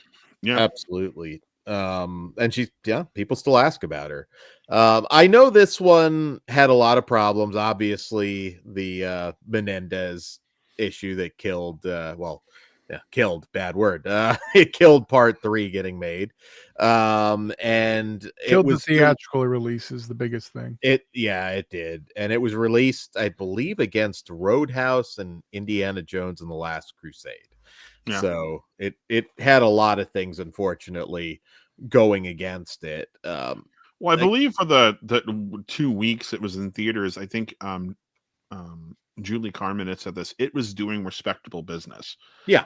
It wasn't. They said per screen averages were extremely high. Yeah, it was because I mean, Fright Night 1 again was a surprise sleeper hit, and there were folks that were wanting a sequel. This is in the era of sequels, and you know, it made perfect sense that one would come up at some point. But then there's people I know that, you know, were alive in '88 that had no clue this movie existed until they saw it on the cover of Fangoria. Yeah. Or someone in the last 20 years told them about it. I had two friends that I hung out with all the time that loved the first Fright Night, had no idea there was a part 2. Yeah, And well, I was just like, yeah, no, there's a part 2, and here it is. And they thought I was lying to them. I let them borrow it. They thought like I had, you know, fabricated the whole thing. Like I had made a fake Blu-ray or DVD, and you know, and I was like, no, this is real. Like it's a real fucking, like, look it up. Like I can't, like, how far do you think my reach is that like this is going to get this big, you know? But and then they watched it and they were surprised, because I mean, it's like, wow, that was actually a pretty fun sequel. Not as good as the first, but a lot of fun. And that's pretty much where I am with it too. Like I there's elements of it that I really love. I love Belle, the roller skating androgynous vampire. I love the bowling scene with the the vampires just, you know, having the time of their lives bowling. I think, you know, Louis is a fun character, and also played by an actor who, Jonathan Grise, who played a Wolfman twice in the span of a year. You know, in Monster Squad, he's the Wolfman, and in Fright Night Part 2, he's a wolf, you know, vampire hybrid. Another great character actor. I mean, fuck, he was Uncle Rico. Yeah, I was gonna say Uncle Rico. Hey, don't forget the unsung classic, Pucker Up and Bark Like a Dog. Yeah. Oh, yeah, right. He's in a lot of stuff. I got about 300 posters if anyone needs one of that. Yeah, I think I think you're gonna just wallpaper. You know what you should do? You should remodel your house one day and put those posters behind the walls. So when somebody else remodels, they'll just see them in like, you know, 100, you know, 50 years. Like, what is Pucker Up and Bark Like a Dog? Oh my God. Yeah, I don't think you're gonna have to worry about those going anywhere. But yeah, Fright Night 2 is it's a weird film, because I feel like it does have like sequel problems, where again repeating some of those same story beats, and you know, negating situations and characters. It doesn't make a whole lot of sense. But even with all that being said, I can echo what Dan said. It's a very worthy follow-up sequel. And the biggest detriment that this film's had for the last 20 years is the only version you've ever been able to legally purchase has been in the US is a crappy pan and scan version. And this is an anamorphic widescreen film that takes advantage of the anamorphic widescreen. Like there are shots in this film, in the pan and scan version, where there were two characters talking on the left and right of the screen, and you just see their profile, because they're literally as far left and far right as they can get. And in the full screen version, they just put the camera right in the middle, and that's it. So you're seeing, like, you know, half of somebody's nose and another, maybe a little bit more of another person's face. And it just looks so unprofessionally done and cheap. But once you see it in that widescreen scope, you're like, holy fucking shit, it's a movie. Yeah. You know, and it looks and feels like a real movie. And it's so much fun. And it's a great sequel. I like this one a lot. The great effects work could definitely carries over. I mean, Brian Thompson, when he's gutted and the bugs pour out, like there's a lot of great highlights. Certainly not a film that you're going to be staring at your watch. That's kind of a theme through the whole franchise, to be honest. Like they're very well placed. It's very entertaining. I just showed a friend of mine this for the first time last weekend, and he loved it. And he'd seen the first one, but he hadn't seen the second one. And he really did. He thought it was great, and he had a lot of fun with it. And he said the same thing. I think this was, you know, solid, but not as good as the first, but really solid overall. He actually, it's funny because the first Fright Night often gets compared to Lost Boys, and I still don't get the comparison. Way better than Lost Boys, and I know that. I've echoed that for years, but the fact of the matter is, the only thing those two films have in common is they were vampires, and they were made in the 80s. So two things. Yeah, they're totally different films. They're totally different, but Lost Boys, I feel like, is more comparative to this movie, because they have like a group of vampires, and it's more of a, you know, of a dynamic of different characters of vampires. I'm like, okay, like that's more Lost Boys than it was. But then again, there's so many people out there that don't realize that Fright Night Part 2 exists. So maybe that's why the comparison isn't there. But even with that being said, still prefer Fright Night 2 over Lost Boys. I have never been the biggest fan of the Lost Boys. Even as a kid, I thought, okay, like this is cool and edgy, but like it seems like every line of dialogue was destined for a t-shirt. Like it's a nostalgia goggles movie, and I've said that to a lot of people. I'm not saying it's awful. It's just no, it's a fun popcorn flick. I call those kinds of movies I refer to as bubblegum flicks. It's a movie that, because whenever you pop in a piece of bubblegum, you get some great flavor for the first like 30 seconds, but ultimately after a while you're just chewing on a piece of rubber and you spit it out, and then your sustenance, you haven't fed the hunger. Your sustenance hasn't been satiated. You're still wanting something to eat after, and that's kind of what Lost Boys is to me. It's a piece of bubblegum that you have it, but once you're done with it, you kind of forget about it and you move on to something else. And and there's people out there. There are a lot of other podcasts where I think it's very unfair, and I'm not going to say it's fair for me either, because obviously I'm a bigger Fright Night fan than I'm a Lost Boys fan. But you can tell when someone adores the Lost Boys and they put it up against Fright Night. Fright Night doesn't stand a chance, even though quality wise overall it's a better film.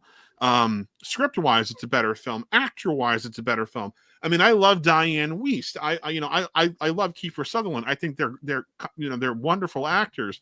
But Corey Feldman, listen, in the 80s he was a cute kid, but by this point he wasn't a cute kid anymore. And he hams it up for the movie, so he does all right, but he plays that same character much older, and it's like, this is awkward. It was awkward then, it's more awkward now because you're pushing 50, and this shouldn't be your personality anymore.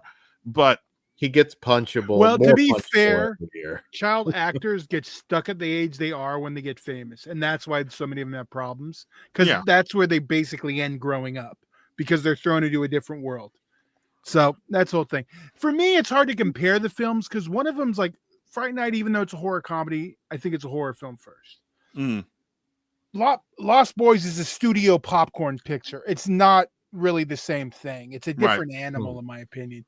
So like putting them head to head to me doesn't even make sense. That's like Jurassic Park versus Carnosaur. It doesn't. They're different movies, different audiences. People do all the time, though. And I think because they both represent two of the best offerings the 80s had for vampire films. I mean, when Near Dark. Near Dark is... See, Near Dark versus Lost Boys, I get the comparison, which, again, same problem, though. Two totally different films. Yeah. One is like a WB pretty cast that this is for the teenage girls, and it has a little bit more appeal, and one of them, they're just so different. I don't get it. Well, they're different, but, Near Dark had the unfortunate circumstance of being released right before Lost Boys, or just right after, and also didn't have the Warner Brothers advertising money. But conceptually, too, on paper, Near Dark and Lost Boys have very similar plots. So I can understand the draw and comparison of those two films versus Fright Night and Lost Boys, because, again, the only draw of comparison is they both take place and they both came from the 80s and they both have vampires. And if that's the only basis of comparison you have, then why isn't Lost Boys getting compared to Vamp? Why isn't it getting compared to Sundown, Vampires in Retreat? But I think it's because people are taking what they consider the best of that decade, which would be either Fright Night or Lost Boys for a lot of people. And that's, you put those two together, but I would, without question, even if I was a fan of Lost Boys in the same way a lot of other people were, I think even objectively, I could look at Fright Night and go, it's a better script with a better cast. The problem with Lost Boys is it's not that it has a bad cast or a bad script, but it's a very paper thin script. There's no substance in this film. There's no character. No character in the Lost Boys has gone from point A to B by the time the movie's over. They are the same character from the moment the movie starts to the moment the movie ends. Whereas Fright Night has actual physical growth of characters throughout the film and character development and character arcs that Lost Boys just doesn't have. And again, I'm not shitting on the Lost Boys saying, oh, it's a horrible movie. I think it's a fun popcorn flick, but ultimately I've seen it multiple times.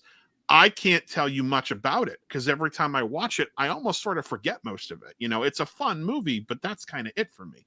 And, but you love Grandpa and don't even act like you don't. He's a fun character, but I mean, one of my co-hosts in the Spooky Picture Show has said he wants to see the scene after that, all the damn vampires with the family beating the shit out of Grandpa, going, "You let us fucking move here? You knew that, and you let us come here?"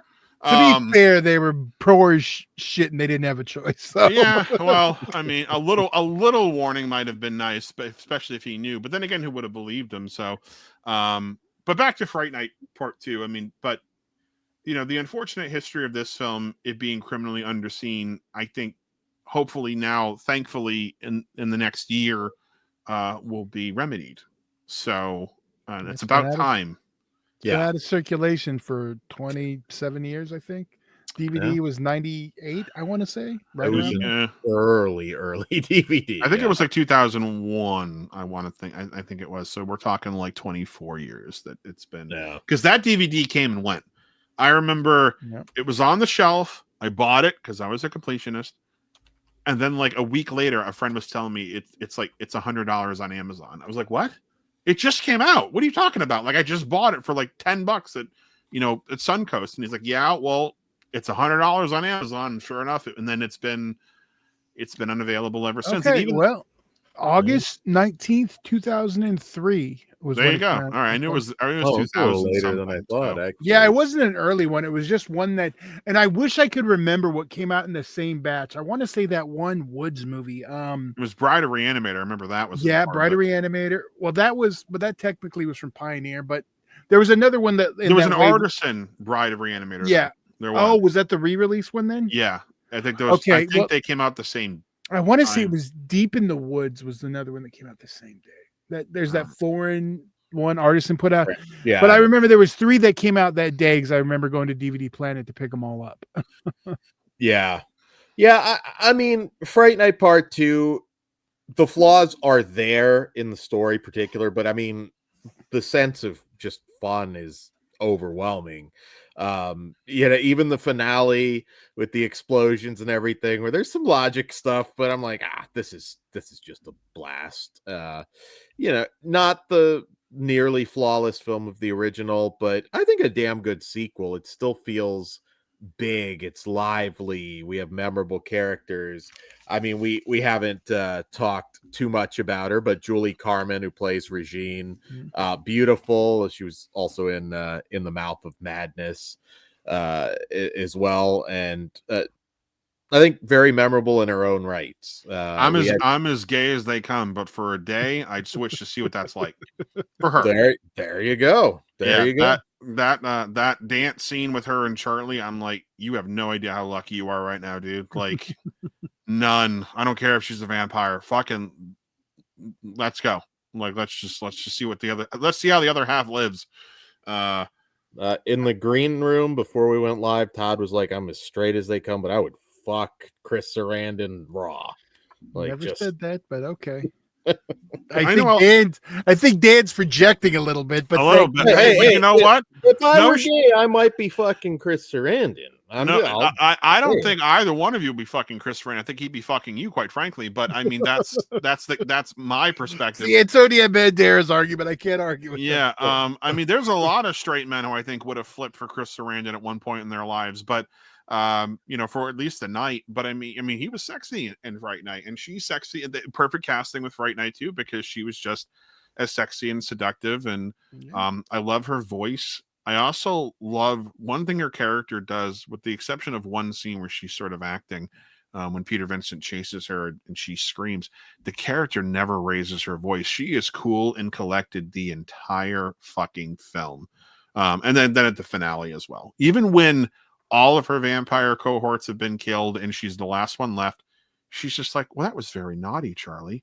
That coffin was many thousands of years. Like, she's talking to him like a child who misbehaved and slightly annoyed their mother. She is unbothered to the umpteenth degree because she is so sure and confident that her plan is going to go through. And I love that she brought that sexiness and confidence to that character. There's not a moment. There's like, 2 scenes where she kind of panics, and that's it. And the outfit she wears, oh my fucking God, the outfits this woman has. I'm just like, the costume designer loved her. you know, and thank God, because I love the stuff she's wearing. The red dress with the big cape and the thing she wears when she picks Charlie up at the police station, the little foo thing on her hat, and I'm just like, who goes to the police station dressed like that? Like, you know, but I brought it up earlier when I met Roddy McDowall at the Weekend of Horrors. It was the '88 Weekend of Horrors, and one of the panels was Fright Night 2. And I don't really have a good memory of it. I just remember Roddy McDowall, Tommy Lee Wallace, and I was going to say Herman's Head, Paul Ragsdale, William Ragsdale. William Ragsdale. Who the Yes. fuck is Paul Ragsdale's cousin? I was doing it, but yeah. I wish I could. My memory, like that's like a long time ago. I wish some of that stuff was available. Here's the thing: you should do some poking around, Chris, because they did film all that stuff. Yeah, I went to so many, and I'm like, where is the video? And the footage from, because also the panel that year I went '88 was the Phantasm 2 panel. That panel has ended up on Blu-ray and DVD releases. You know, thank you for letting me know, because I know we've worked with them in the past. Now we have a point of contact for it. Okay. The Fangoria archives are something that we have access to. So maybe with luck, they have video footage of those panels. The unfortunate thing that I've heard is because the archive has been moved around so often, it's not in a state where anything is necessarily easy to find. Right. I also recall hearing that at some point in New York, there was a water issue. So some stuff did get destroyed. Unfortunately, that was irreplaceable. And one of the things that we recently even talked to them about, just to let them know, like, hey, if you guys have anything for this, contact Paramount.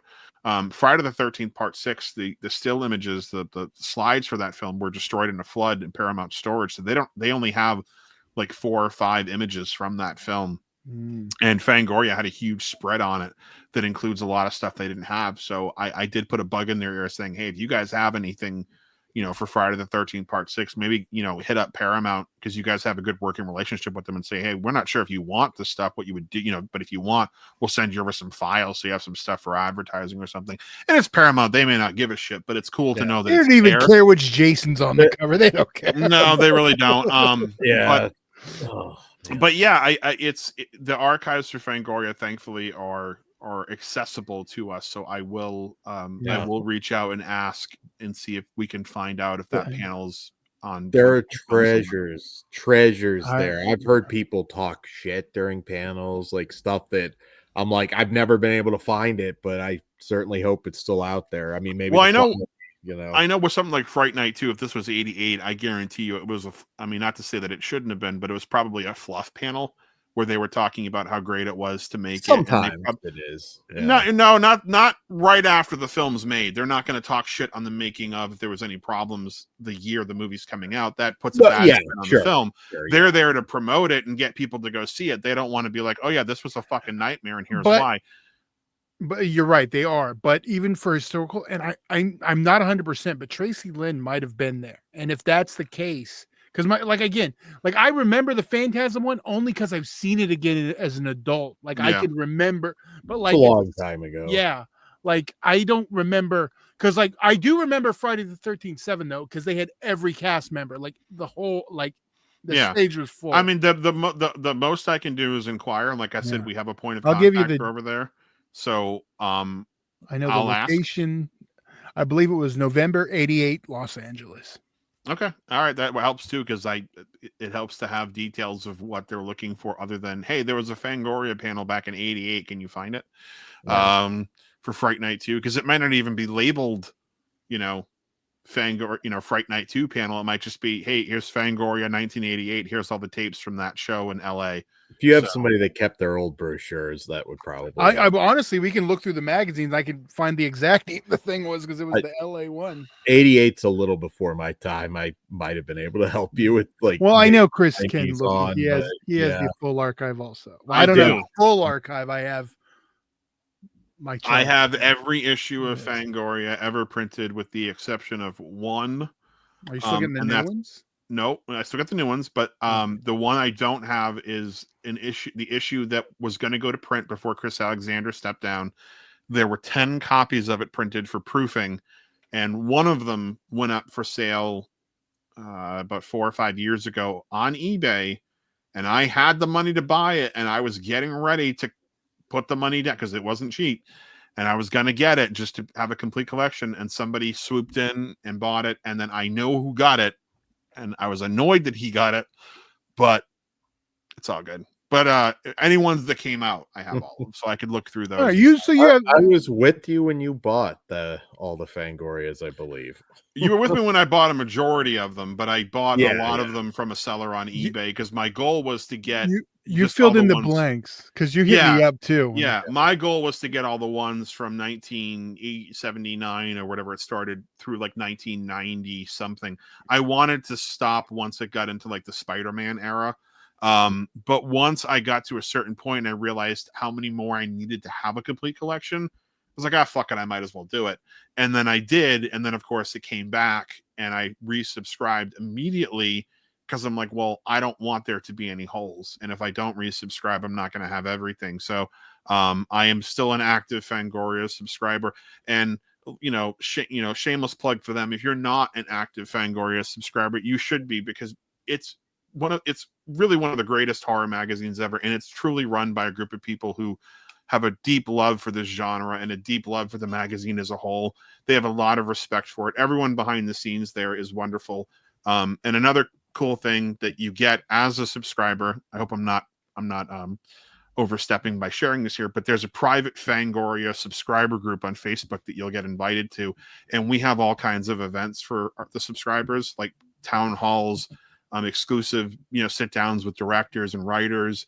They do a book club meeting once a month if you're into books and reading. Very cool. It's not just the subscription you get, you also get access to this really amazing community. And I'm in a lot of groups on Facebook. I'm a part of the VHS collecting community. I'm in a lot of horror groups, and I see a lot of the shit talking and all the bullshit that goes on in these groups.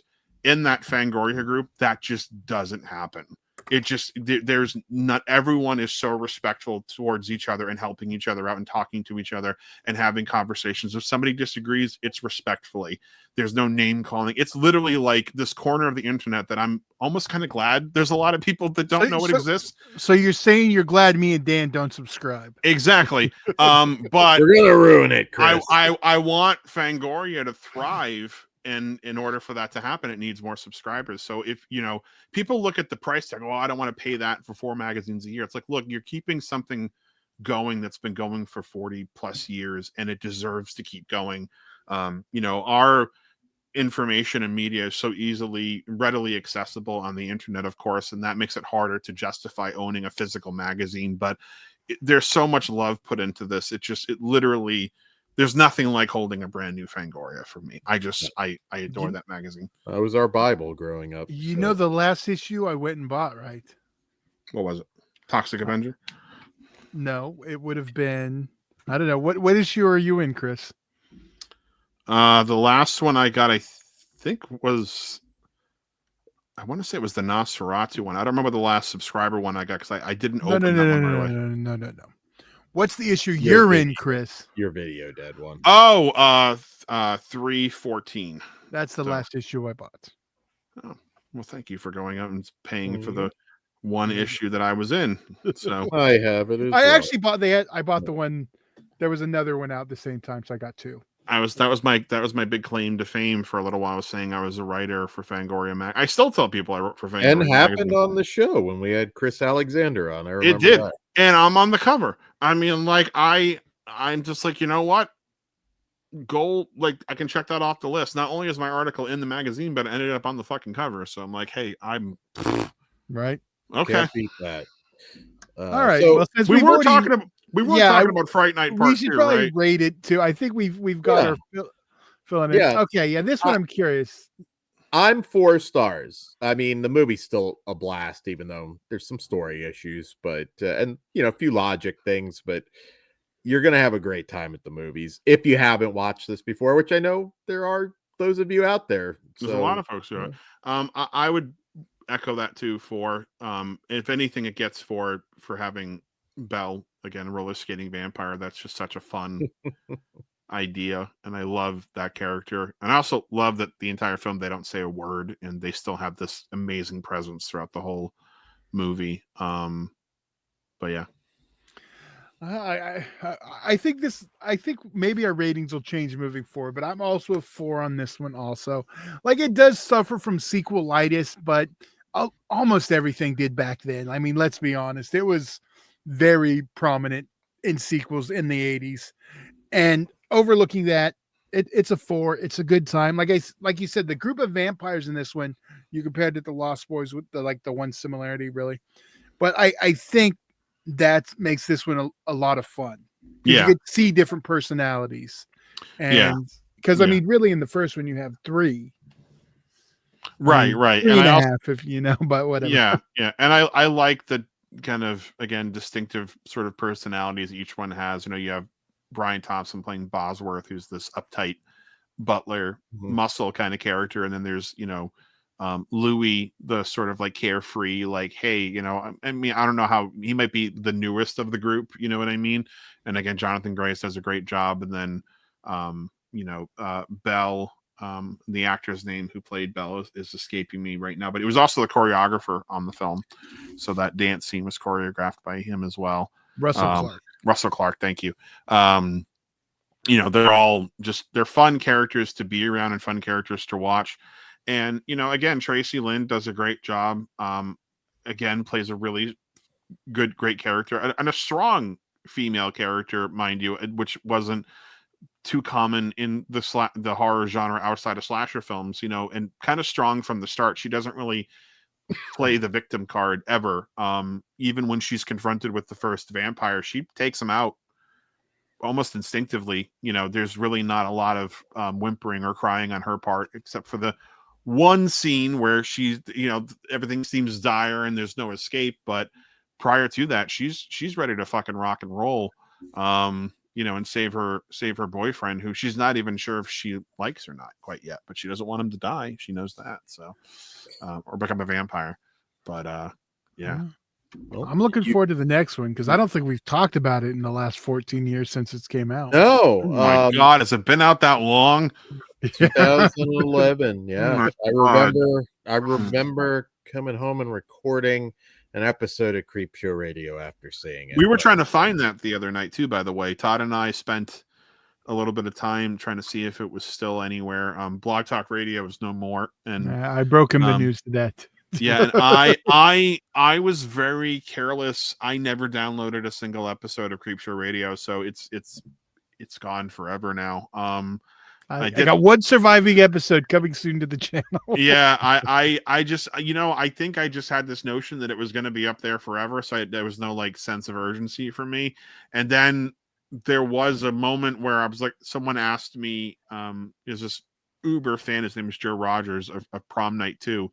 And I told him prior to the announcement that we had Bruce Pittman on the podcast, and he had done a commentary with us.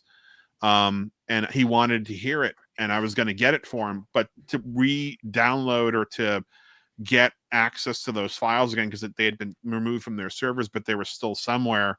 I think it was like $300. And I just kind of went, you know what? I'm sorry, dude. I'm not paying that to get something that, I mean, you know, you'll have a better version of at some point down the road, because Prom Night 2 will eventually happen.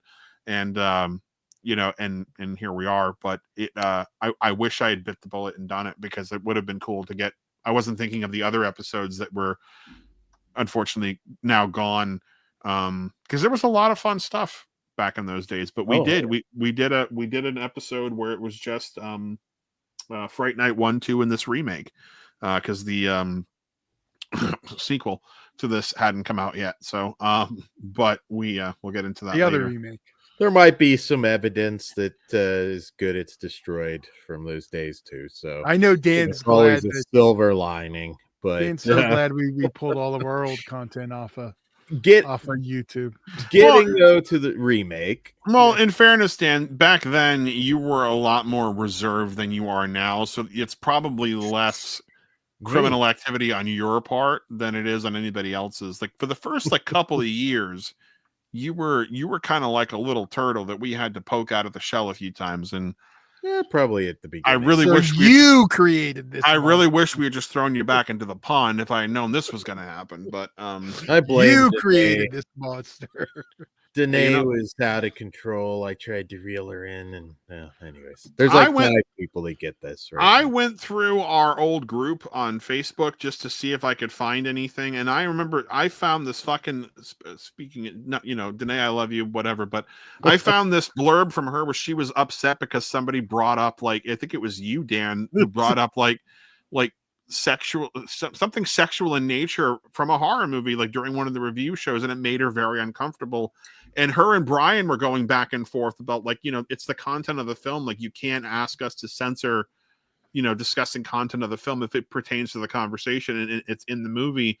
And she's like, well, I don't think the way that you guys do. And I'm just like, and I think I thought what I thought back then is like, I'm just going to let these two duke it out. And I'll just, if I got to step in, I'll step in. Because there was a period where Brian was managing the show for me because when we were doing 5 days a week, I needed someone to come in and help out because I couldn't handle all you fuckers. Like, everybody wanted something from me, and I was still working a full-time job and dealing with all kinds of other shit. So I was like, yeah, I need help.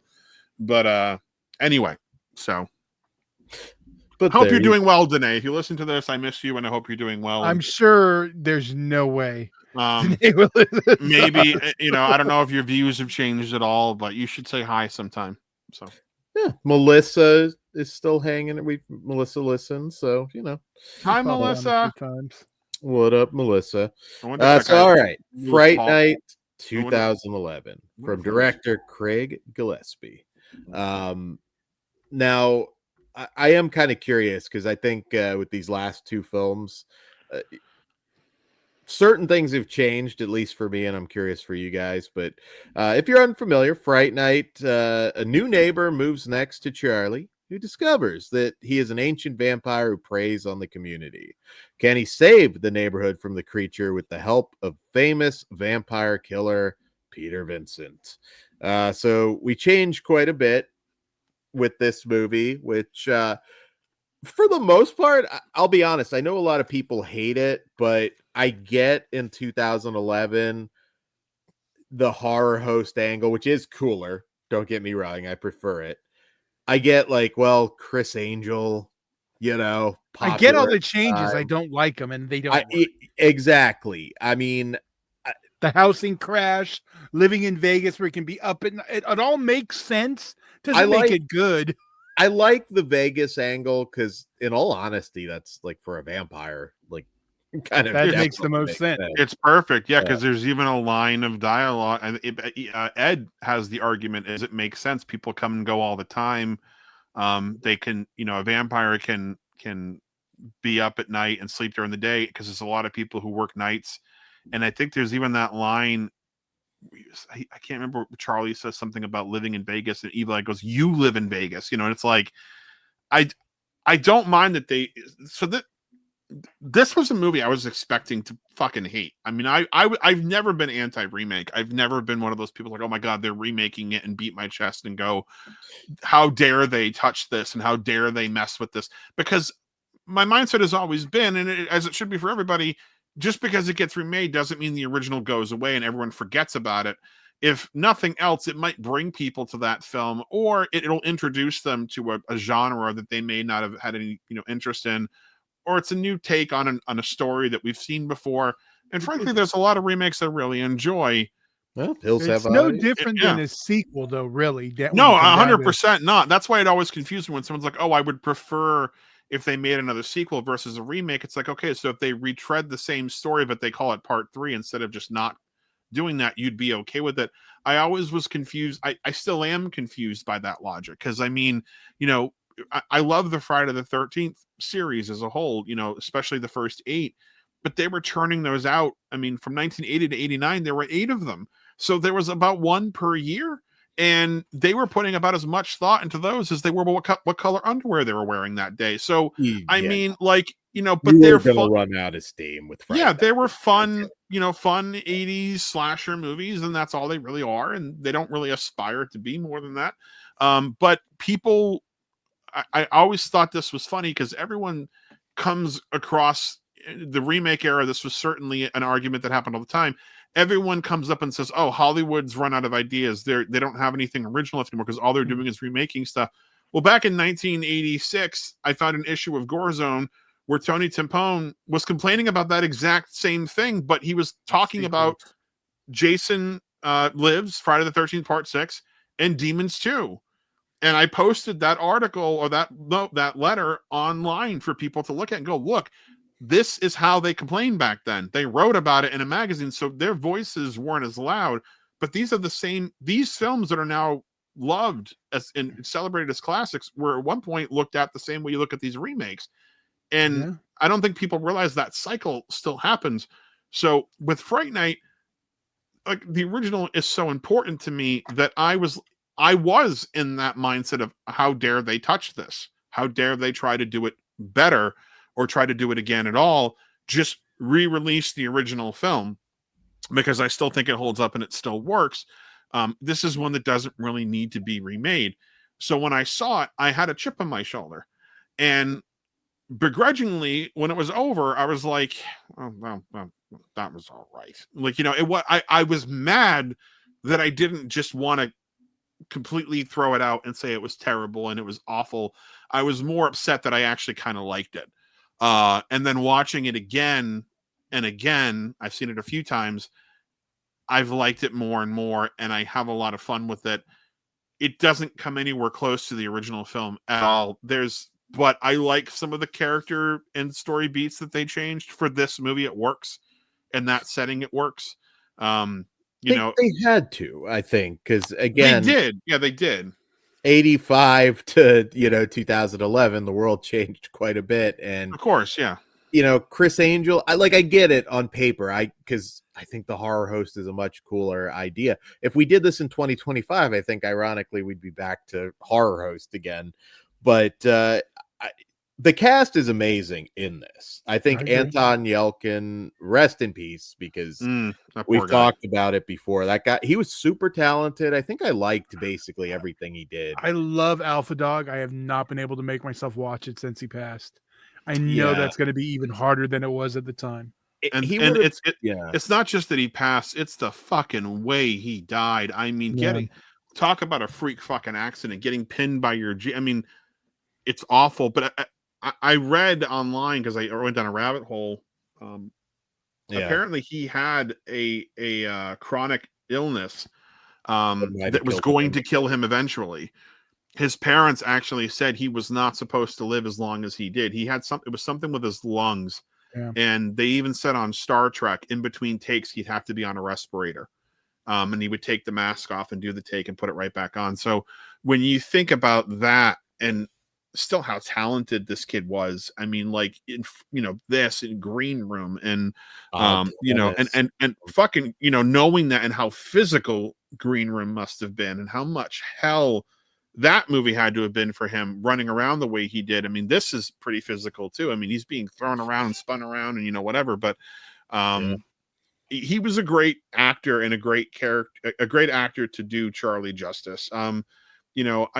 My biggest issue with an asshole at the beginning, though, right? Like, he is a little bit of an asshole at the beginning, but I mean, he comes around, and I think that's just teen angst bullshit. You try to, when you're a teenager and you're trying to fit into a certain crowd, and the friends you had in middle school don't necessarily fit that mold. It's realistic. It's realistic. You become an asshole to those people that once upon a time meant the world to you, and you couldn't picture your life without. And and that makes sense. The only thing about this movie that there's a few things that bother me, but the biggest thing that bothers me is that they kind of sequestered Evil Ed to a bookend character. He's in the beginning, and then he's gone, and then he comes in kind of towards the end, and then he's dead. And it's like, and then they have this really emotional moment where Charlie puts the stake through him, but the emotional weight just isn't there because we did not spend enough time with that character to really care about him. What did he say to him? It's okay or something. It's okay, and it's okay, Charlie. And like, it's a sad moment. I'm not saying it's not sad, but it does not even remotely come close to the emotional weight that the death of Evil Ed from the first film has. And I think that's kind of where this movie misses at points, is that it focuses on being more of a popcorn flick than it does on carrying that emotional weight that the first Fright Night does. More Lost Boys than Fright Night. Really, realistically, yes. But even with that being said, I still think it has enough respect for the original material that it does right by it. I mean, and it has enough humor in it too. Like, I like the scene where Charlie goes to the store to get the stuff to, kill Jerry, and he just goes, Yeah. gonna kill a vampire, and the guy's like, sure, kid. And it's just like there's a good sense of humor about the movie. As long And as the check clears. yes, yeah. And I like I also like that the mom was given a little bit more to Toni Collette's great. She was given more to do in this film, because I was thinking about this the other day. Yeah, I was thinking about this the other day when we were talking about doing the show. It's like, what does the mom in the first Fright Night do for a living? Because she said she has to work nights. I'm like, does she like work at a warehouse? Is she a call girl? Like, what does she do for a living? To be fair, seeing a parent in the 80s was not a normal thing. So it wasn't. It wasn't. But she is a character that they just kind of get rid of at some point. And no one complains because we didn't see our parents then. They don't, and she wasn't necessary. I'm not complaining. It was a passing thought that I had. It would be weird if the mother was missing here, because this is helicopter parents era. Yeah. You have to have some presence. But it was cool that they not only gave her something to do, but she kind of has her badass moment where she sticks one of her yard stakes through Jerry right before he's about to take out Charlie. And I like that they didn't just kind of throw her in the background. They gave her a little something to do. I also scene. Yeah, and I love the scene where he blows the house up. I think that's such a cool thing where he's just like, you don't need an invitation if there's no house. And I'm like, Jesus fucking Christ, this guy's never going to stop. He's different that way. He's a less cautious character. Like when he's like, he gets to a point where it's just like, I'm going to fucking destroy everything. Like he's not as cautious as, Chris Sarandon was in the original. Much more reckless, kind of, again, makes sense, kind of more of a bro, a modern vampire. Well, he's more Evil Ed even has that line. He's not lovesick or brooding. He's the shark from Jaws. He's on the hunt. He's there to get food and to replenish his ranks and to start, his vampire coven to do their thing. Not how it was intended, though. From what I understand, Colin Farrell, he requested script revisions because he felt his character was being portrayed too much as a sexual predator, which, you can see those elements in there. I mean, this is pre-Me Too, but yeah, apparently that he had some issues with, I don't know, maybe keeping girls in cells and stuff. Like honestly, good for him for realizing that, and good for him for having that power to say, let's change some of this and let's make it a little bit more. So I'm not, especially when you got a Franco on set, you got to be careful. Yeah. But I mean, I like a lot about this movie. I like the finale as well. I think it's a great action-packed, intense finale. I like that there's a few more vampires, and I think David Tennant as Peter Vincent is a lot of fun. He's not Roddy McDowall, but he's clearly in it to win it for this role. He's having a good time. Again, it's another subtle thing, but when he's removing his magician's garb, taking the wig off and the little pinstripe mustache and the goatee, and also wiping off his tattoos. His tattoos aren't even real. That's how fake this guy is, and it's just like, that's, I just thought that element of the character was fun and different. And I didn't, again, like I walked into this really expecting to hate it, and I begrudgingly liked it. And then more and more, I actually voiced out that I think this and the Child's Play remake, ironically, both Tom Holland remakes, really fell under the radar for one reason or another. I mean, Child's Play, people were pissed because Don Mancini told them to be, but I don't think those folks ever actually went out and saw the movie. It's such a fun remake. Yeah, it really is. The TV show, I'd say it looks even better. Yeah, well, I like the TV show except for that finale. That really threw me off, but I like the TV show as a whole. But season 3, the fuck Santa, I had to pause the fucking thing because I was laughing so hard I almost peed myself. But it was so entertaining. But anyway, this came out, Chris. Thank you. This came out towards the end of the remake era, so it kind of makes sense that it sort of fell off. And it also it fell victim to the Twilight fan base being into vampires, and I don't think they wanted a hard R kind of violent, gory-ish hard R. vampire movie. It was more, this is not a For romantic them, love it would story. be a hard R. Well, I mean, I was thinking bad naughty words. It threw me off. yeah, Oh, yeah. But I mean, it's a good I think it's a good remake. It does a good job of telling the same story but updating it. It kind of flops the characters a little bit, which I'm not as crazy about. It's because there's some stuff like where Charlie goes to Evil Ed's house and sees his parents.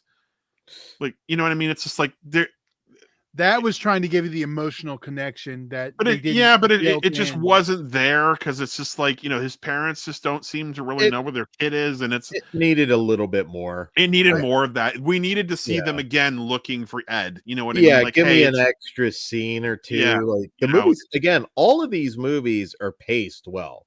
We're Yeah. never bored with any of them, at least as of now. We'll see. But one thing that I will say, because I was always a fan of this, and if you could listen to that original episode we did, I think I gave it a quite favorable review. You can't, Dan. Did you not hear me say those episodes are gone? If you could go back in time, you can check it out. Yeah, but, if you can go back in time, if your first priority is listening to the Fright Night Creep Show radio episode, you got some issues you got to work out. Well, yes, but I will say, watching it again, because it's been a while, some of the CG hasn't aged that well. There's certainly movies, Van Helsing, that has aged worse. I'll bitch about something in a minute, but you know what? At the same time, it does. It moves. There's some cool gimmicks. I think the way he set himself on fire at the end to go after him, I thought was really, really innovative.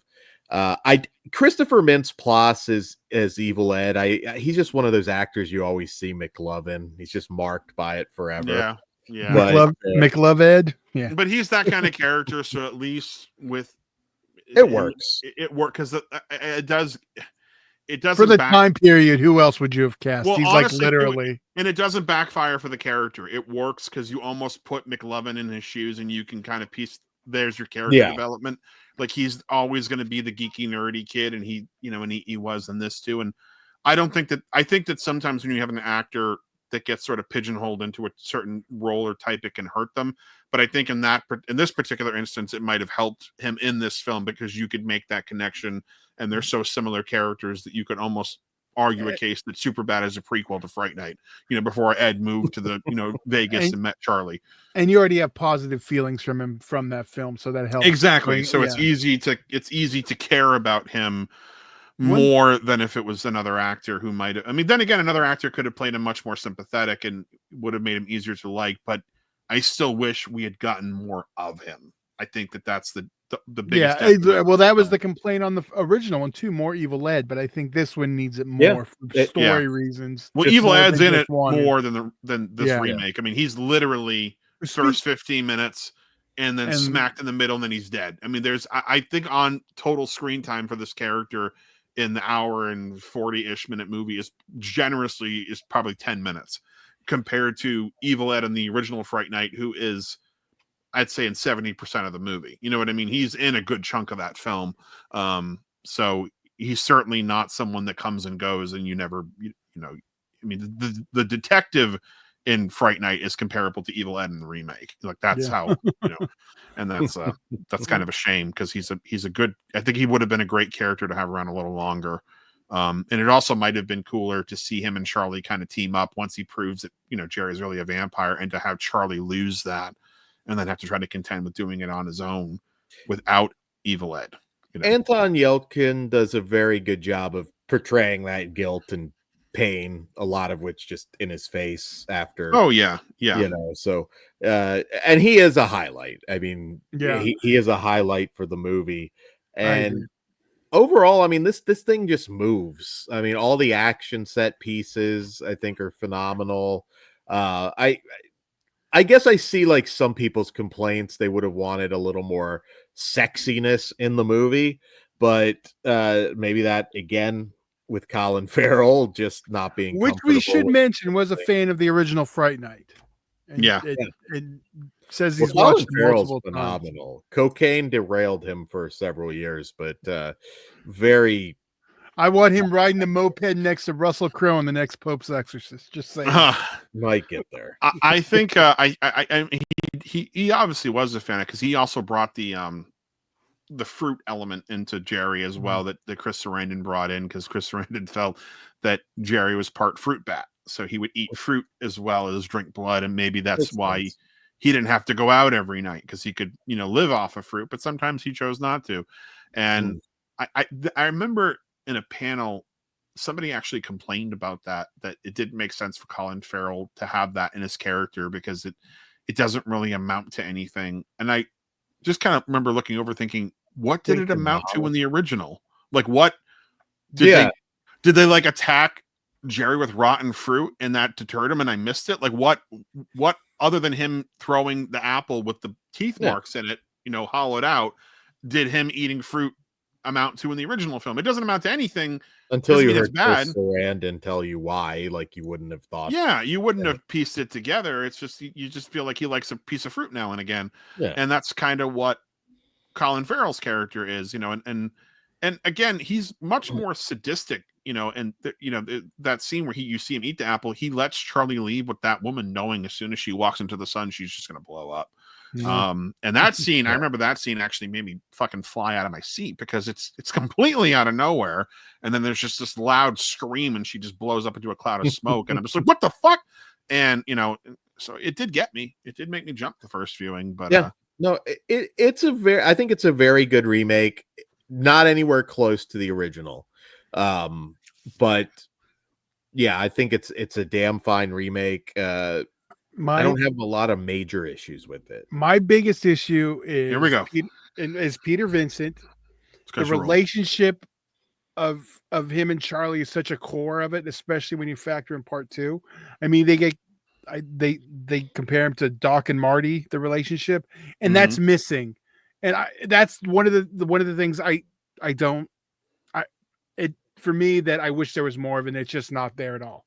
In sequels, maybe I think you probably would have gotten that. I think so too. Yeah, I think you would have gotten a lot more, but I think this definitely felt like a set up kind of a film where I would have, if this had done much better, I could honestly see us prior to his passing, Anton Yelchin's passing, I could see us dealing with like a Fright Night 3, 4, if this had done well, because I think they would have been like, yeah, let's keep this rolling. And we would have gotten more of that kind of Doc Brown, Marty McFly relationship with those two. But I think what we did get was fine. I mean, it's the original does it much better, but I don't know. I think it in this one, it kind of jumps, that is an issue I have too, is that it does kind of jump from Peter Vincent being like, I'm not helping you, you're on your own, to, okay, I'm here. Yeah. It should have been drawn out a little more, I think. They glossed over that his parents were killed. Like, it's like one line. Like, if you, were slurping your drink too loud, you might even miss it. Yeah. Again, you have aim just like your father or something like that is what he says. And like there's maybe one scene, something, maybe a flashback would have helped. Peter Vincent says a line about it, and then Colin Farrell basically confirms that he was the vampire that killed his parents. One line here, one line there, and it's really easy to just gloss over. Like I said, the emotional weight isn't there in this one. That's I think that's the biggest problem, is there is no emotional stake. See, I brought it back. There's no emotional stakes in this one. It's a popcorn flick with action elements and some horror elements, and not that there's anything wrong with that. And I don't think that anything is wrong with it because of that. It's just good starting point. Yeah, good starting point. Right, now here's my one real major complaint. You'll know where I'm going right when I say it, Chris. Oh Lord. We haven't talked about it being in 3D at all. The 3D release on Blu-ray is so fucking dark. It's damn near unwatchable. It drives me insane because you watch the 2D version, it's bright, it's beautiful, but in 3D they botched it and it's just dark, and it makes some scenes just like the chase is hard to watch in that state. Yeah. So that's unfortunate about it. It's one of the few 3D releases for me that I felt like actually had some depth when I watched it. It has good depth, but I only ever watched it one time with a buddy who wanted to see it in 3D, and I had the Blu-ray at home, so we watched it, and he kind of had the same reaction where it was fun to watch in 3D, but it's one of those movies that doesn't need the 3D, and I almost kind of wish they hadn't done it, because they do have 3D gimmicks in the movie, and I hate those. I've always hated those. I know you love them, but when the movie's in 2D and it just looks, I get it. Yeah, when you're watching 2D, even back in like the Friday the 13th Part 3 days, it just looked like a cheap effect, and it looked like they didn't know what they were doing. But I've always kind of stood by that.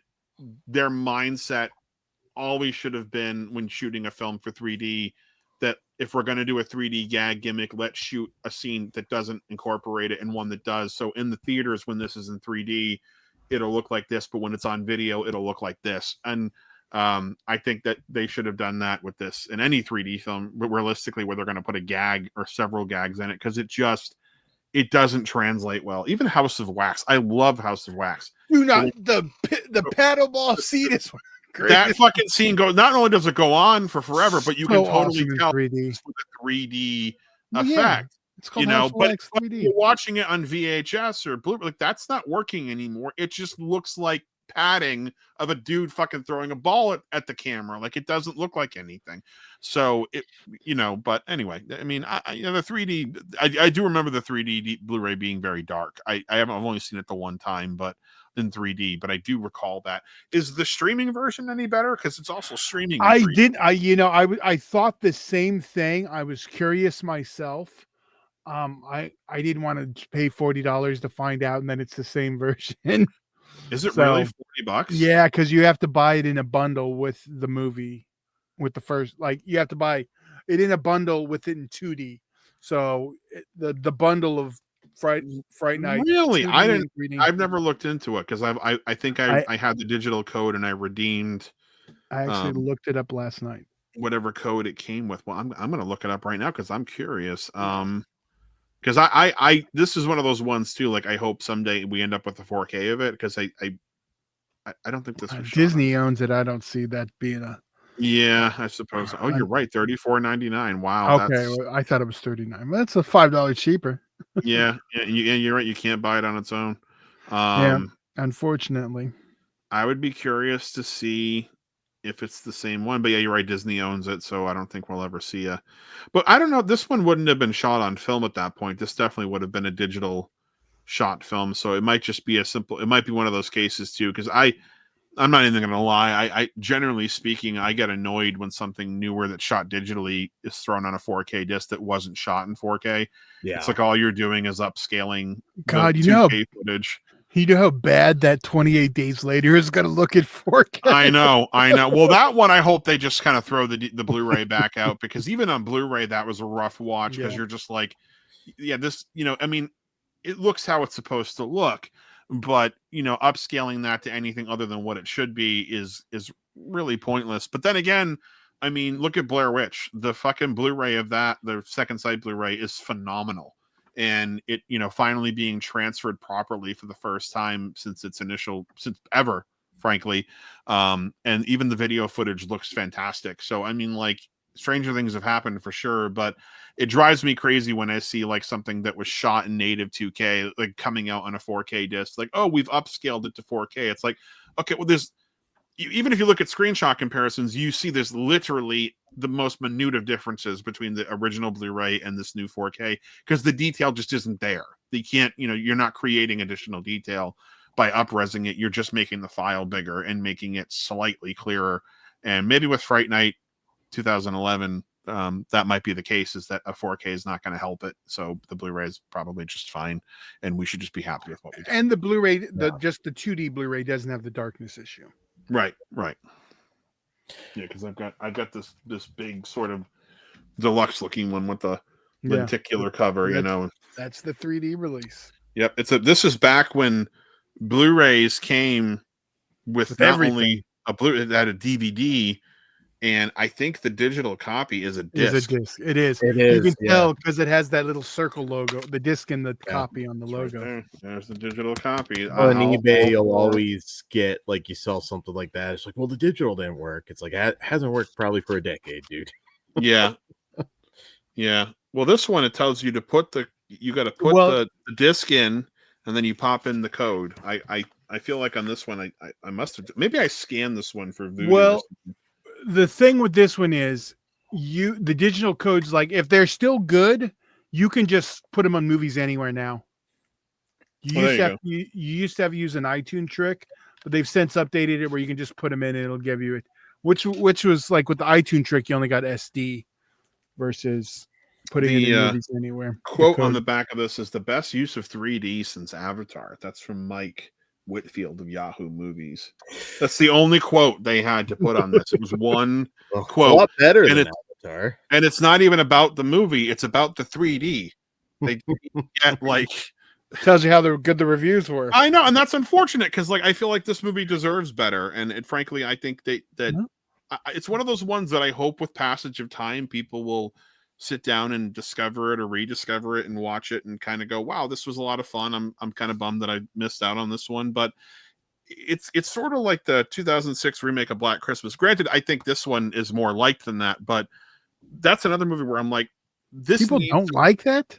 They don't. They hate it. It needs they need to find an audience. This and that. I mean, this more so than that. I think will have better luck at finding an audience. But yeah, it's weird. There's like that era where people just aren't there yet to revisit these and go, "Oh wow, that was." I think if the stateside Black Christmas comes out, I think that'll get it's due finally. I think it's a memory thing. I think there's a lot of people that just didn't see it, and in their head they're thinking, "Oh yeah, the remake was shit." And plus, you do have a good remake, so good. Yeah. And Fright Night is a fun remake too, and it gets swept under the rug often. And again, coming from someone. I mean, we just recently did an episode where we ranked horror movies from 1980, and it was a tournament episode. I took a note from you guys, and we paired, we took two movies and pitted them up against each other, and then the winner moved on to the next round, and blah blah blah. Well, we're doing 1985 next, and we're dreading it because 85 was not only a great year for horror, but in 85, in my top 5 horror movies of all time, 1, 2, and 3 are Day of the Dead, Return of the Living Dead, Fright Night. And I'm just like, so I have to pit these against each other and try to figure out which one I like more. Impossible. Like, it's so often that my top 3 used to be interchangeable. It depended what kind of mood I was in. That's how I am. You know what I mean? So it's like now I gotta look at them objectively and decide which one is better than the other. Fuck, I might sit this out. But again, that's coming from me that I enjoyed this remake. I think it's fun. It's not going to compare to the original. It's not going to hold a candle to it. It's not going to give you those same feelings, but I don't think it should, or you should expect that. I think if you kind of go into any remake with the notion that this is just going to be another horror film or something else, of the same ilk that I'm used to, that should be the mindset, not the expectation of this has to give me the same feeling as that original film or else it's garbage. And it's like, because nothing's ever going to hold a candle to whatever film you're comparing it to, because we all saw these at different points in our life and they mean so much to us for different reasons. And even something like Friday the 13th, people walked into that remake and obviously it's a different film compared to the original, but if you adore the original Friday the 13th and you grew up with it and it was your horror go-to and it became the movie that got you into horror, that remake doesn't have a chance. Regardless if it's good or not, it doesn't have a chance because you're never going to let go of your love for that original film. Which is weird because it's just as fun as the other sequels. It could, yeah. Well, I mean, I hate it, and I love the Friday the 13th franchise, but I don't like that remake because my issue with that remake is that it has the most boring kills of any of the ones in the franchise, and it's the only Friday the 13th film to date that was put out extended as an R rate in that version is rated R as well. It's not unrated. They did not have to cut anything for an R rating. They just cut it for time. Yeah. And I'm like, that's what other Friday the 13th film do you know that was submitted to the MPAA? And they were like, yeah, put this out as is. None. Well, the difference is also though, it's the MPAA is different. I and don't give a there shit. was also Kills- a real studio behind it. the kills are dull, and they even rip off Silent Night, Deadly Night with one of the kills. I'm like, guys, you're not even ripping off your own fucking franchise. But you know You're what? borrowing Why from do we another still one. have an MPAA at this point? We don't. We have an MPA now. Yeah, So they We dropped don't To- need either one. well, see, this is where I'm going to disagree. They're I- irrelevant. Why? There's Be- less money. Just do away with them. No, well, it's needed for parents for that. But once you get past to adult films, it shouldn't matter. I'm with you. Because the R rating means absolutely nothing now, because a studio can take out 2 F words and politic it down to a PG-13. That's like the one rating for everything at this point. Like PG-13 is everything. An R-rated film's an oddity at this point. Mhm. It's weird, but that's a whole nother conversation.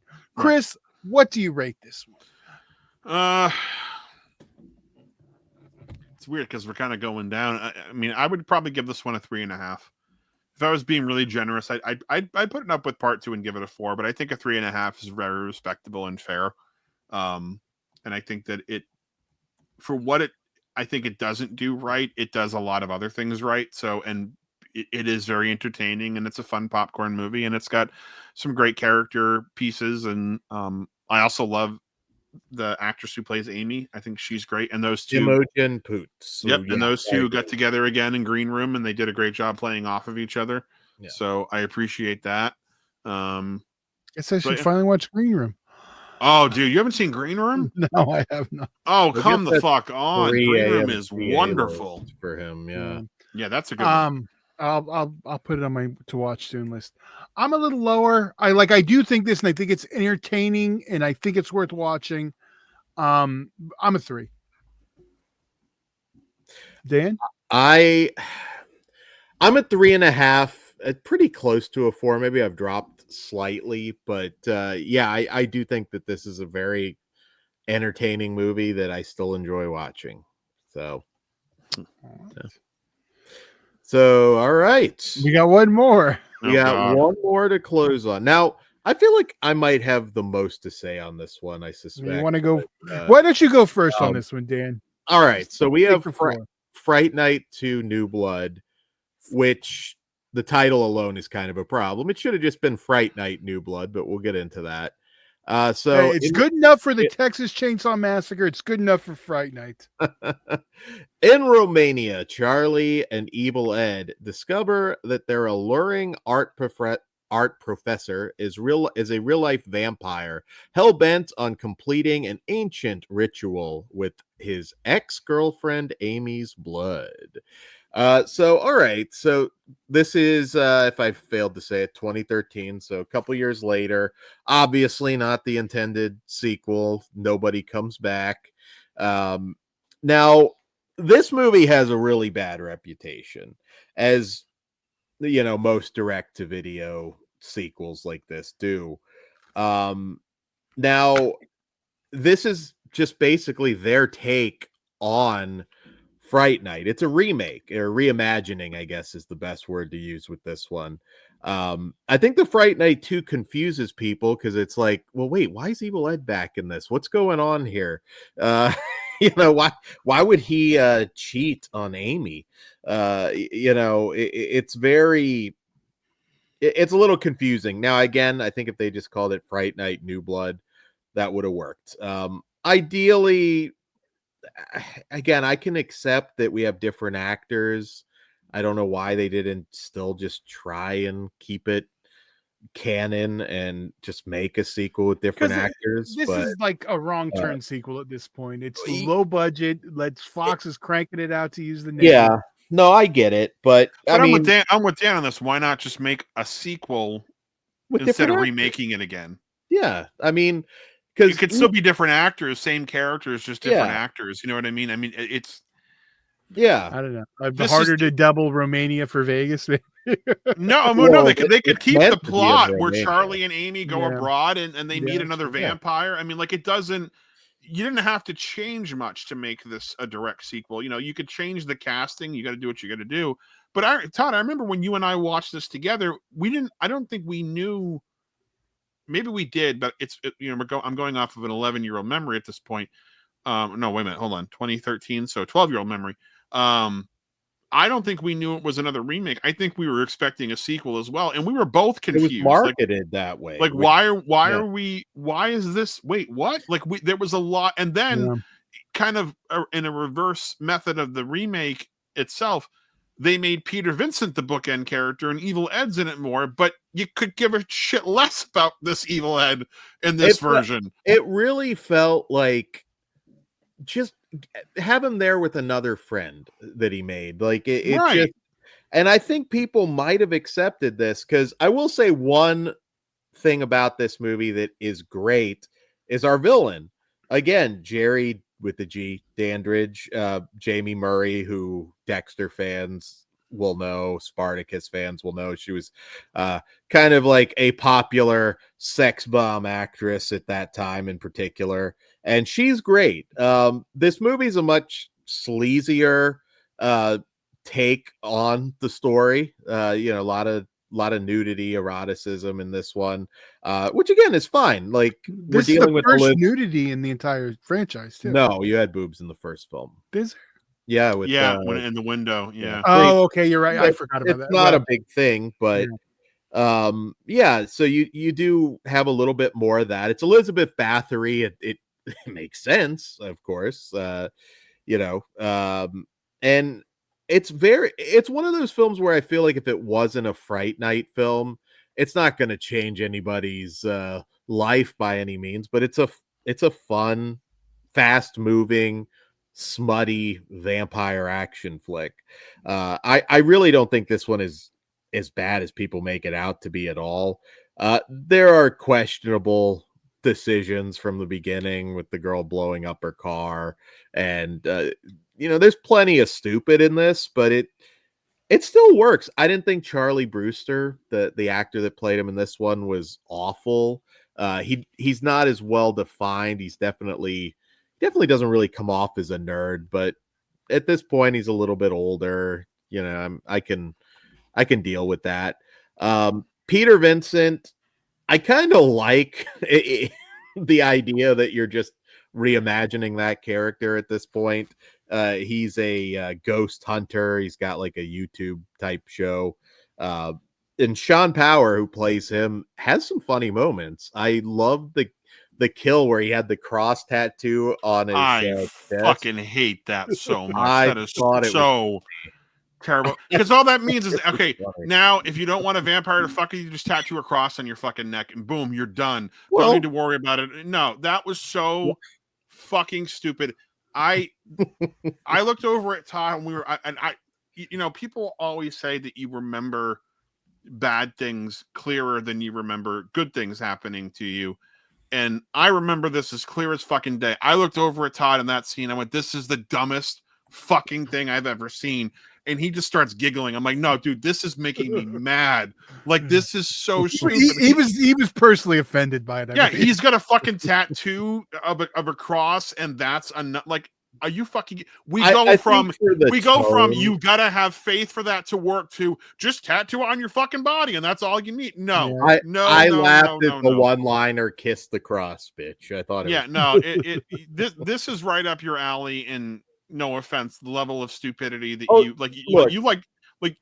I don't think you were a Piranha Double D fan. You know what I mean? Hey, do not disrespect the Double D. I will 100% do that. I'm not dying on the cross, no pun intended, for this movie. It's going to be all of our least favorite. Like, don't worry. Like, I'm not going over the top with my love of it. I wouldn't even say I love it. It's just, it's entertaining. If it was just called New Blood, I don't think there would be. I mean, its IMDb rating, quite frankly, would be a lot higher than what it is. I think if it was called New Blood, we wouldn't be talking about it right now. I think it would have been very forgettable and nobody would have paid any mind to it, because this would have come out. Shocked the amount of the movies now just from the 2000s that are the most average movies that people are starting to have nostalgia for. So you never know. Well, I mean, you also figure too, like those movies now are this new generation's gateway, and this could have been. But I mean, realistically speaking, like this movie is so it honestly, aside from it being kind of sleazy, it is pretty forgettable. more so than any of the others. And I think it would have just been painted as this generic direct to video vampire flick that didn't make a buzz when it came out and isn't making a buzz now. I mean, there's a wonderful vampire movie called Midnight Sun that came out, I think in the late 2000s. And very different kind of movie, though. It's very different, but no one's paying. That just came out on Blu-ray not too long ago, and I didn't even know it had come out. And I love that movie, and so I think if that movie, which I actually, I think more people enjoy than this, is sort of fallen by the wayside. I don't think that this would have had a chance of being, with another title, of being anything anyone brings up now or talks about now, except quietly here and there, like, oh, I saw this when it came out and I remember it being kind of okay or whatever. And maybe at its core, it's fine for the most part. But even rewatching this, I was so mad at what I was looking at, because the possibilities of what could have been, what they could have done instead, and why they chose to go this route, to me is still a mystery. It's like, why go halfway into the sequel direction and then decide we're going to just remake the first movie or remake it, then just again, if they had called it Fright Night New Blood, I might have been a little more forgiving, but they marketed it as a sequel. They're pushing it as a sequel. That was stupid, because it's a complete misfire. And also, it's weird because you would think that this came out at a time where they didn't like putting numbers on sequels, right? So why not just call it Fright Night New Blood? I mean, it doesn't. People can paint it as a sequel or another.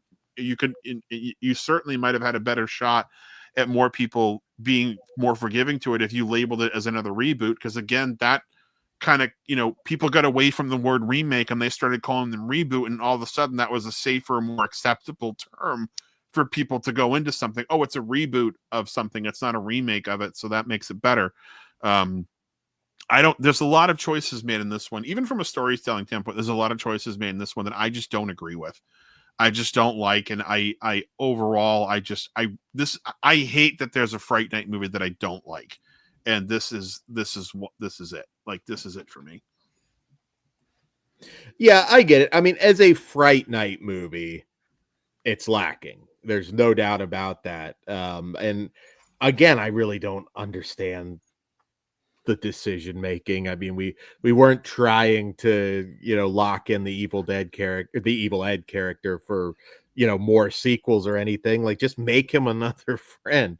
You weren't going to get less rentals over it or anything like that. It seemed so easy to keep, but see, it's also a different era, though. I think that 2 is going to move more units, and this is the era. It wasn't about clicks. This was still about moved more. This was still about purchases. So I get it. Like, Blu-ray's very much alive, and I think, like, they learned from the Wrong Turn sequels, Wrong Turn 2, Wrong Turn 3, that would move units. So I think that's the logic that puts the 2 on the cover, even though it's not really a sequel to a movie that they didn't even make. It's just that was their way to move. And I think if they would have done better, they probably would have kept going. I get it. I mean, it's something that, again, I think some good gore bits, sexy vampires, like, you could do worse on a Saturday night. I wish. Much.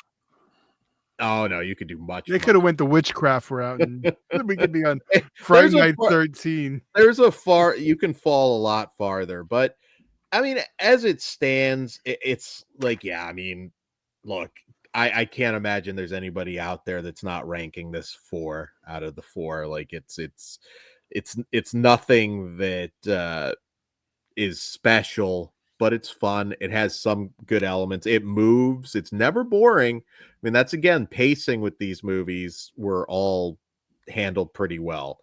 But I'm kind of glad we ended here. I think if we got too many of these, we'd never have a shot at somebody doing another Fright Night. I sort of am surprised that hasn't happened yet. Well, we're going to get into that next. Yeah. We should probably, I don't think we have much more on this one. There's no deep dive into the filmmaking process on this one. So no. I would give this one, It is because it's called Fright Night 2. I'm going to go with 2.5. That's exactly where I'm at. I think, like, I do think it's enjoyable enough, but with the name and averaging it all out, I'm a 2.5 also. Yeah. Chris, I feel like you're going to be a little lower. What is I your like number? the Romania setting though. Like some people hate that, and I'm like, I get it, but Well, at least they didn't pretend it was America. So I'm glad Yeah. it was like, we're Yeah, going they to did. Romania. It's Yeah. Romania. Like a some lot nice of people. scenery, castles, and everything. I'm like, take advantage of it if you're there. I'm not much lower. I mean, I want to be lower because I really didn't like this movie, but I mean, it had the cast does what they can with what they have, which isn't much. I don't. I really hate that they gave the "Welcome to Fright Night for Real" line to Peter Vincent. I'm like, you fuckers, that's not his line. That's not. And the way I think he says "Welcome to Fright." Does he say "Welcome to Fright Night for Real, bitch"? Does he say that? Yeah, that makes it worse. You know what? Yeah, I am gonna go lower. It gets a 1. I can't.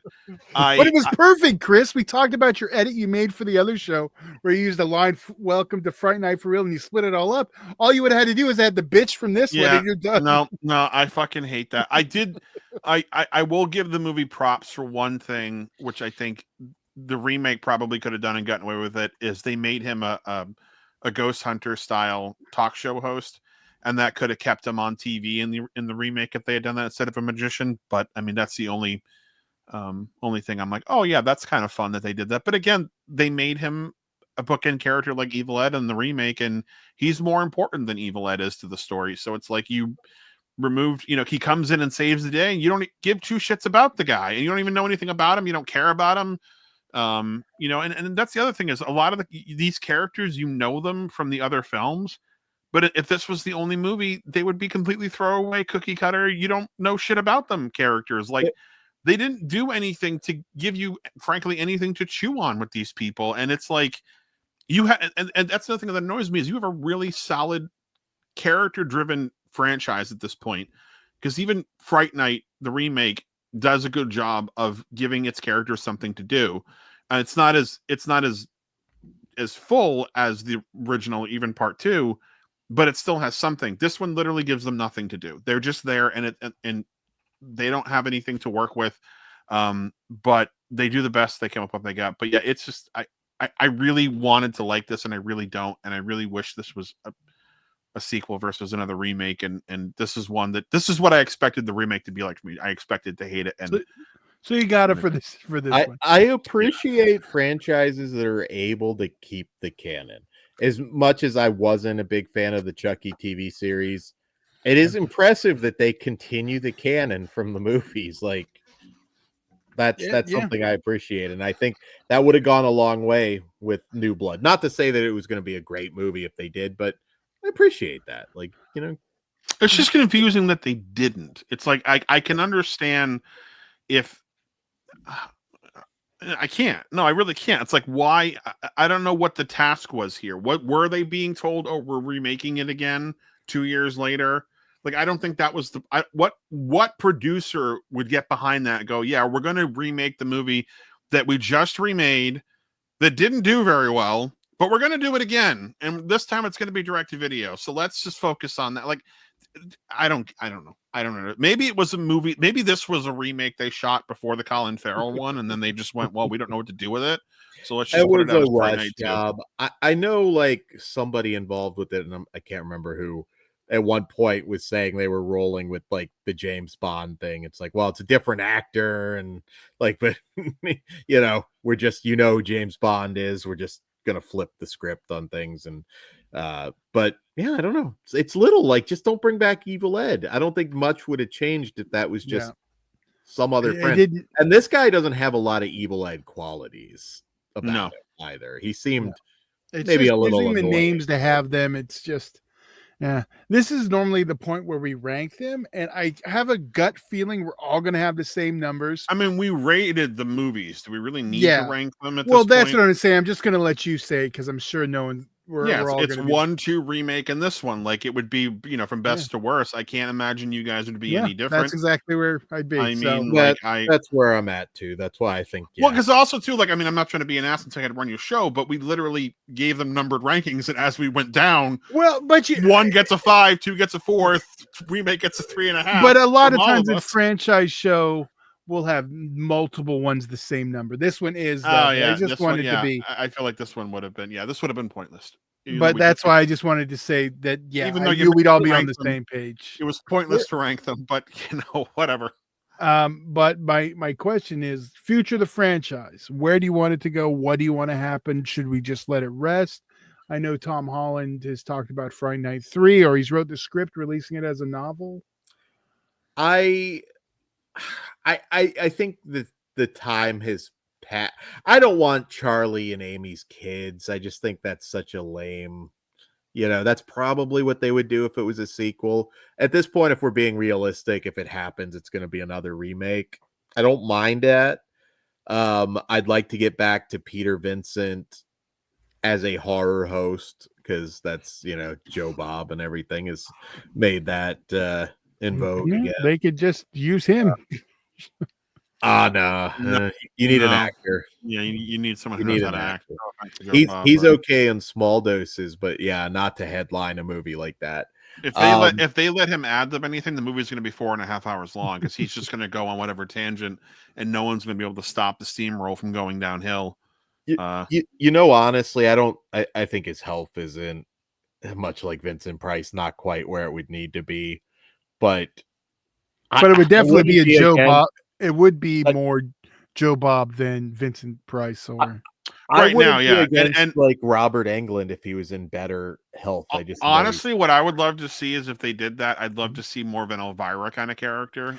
I was thinking Elvira in my head too, because it'd be kind of cool to have that, sort of gender role reversal too, where like she's this badass vampire hunter from like a slew of, honestly, it could be a simple case of, there's a convention in town and he's a horror fan and he goes and meets her with the, with the vampire story that there's a vampire living next door, and she doesn't believe him, of course, and then she is forced to believe him and has to fight the vampire with him. I mean, that could be a way to do it too, is you could do a gender swap on that one.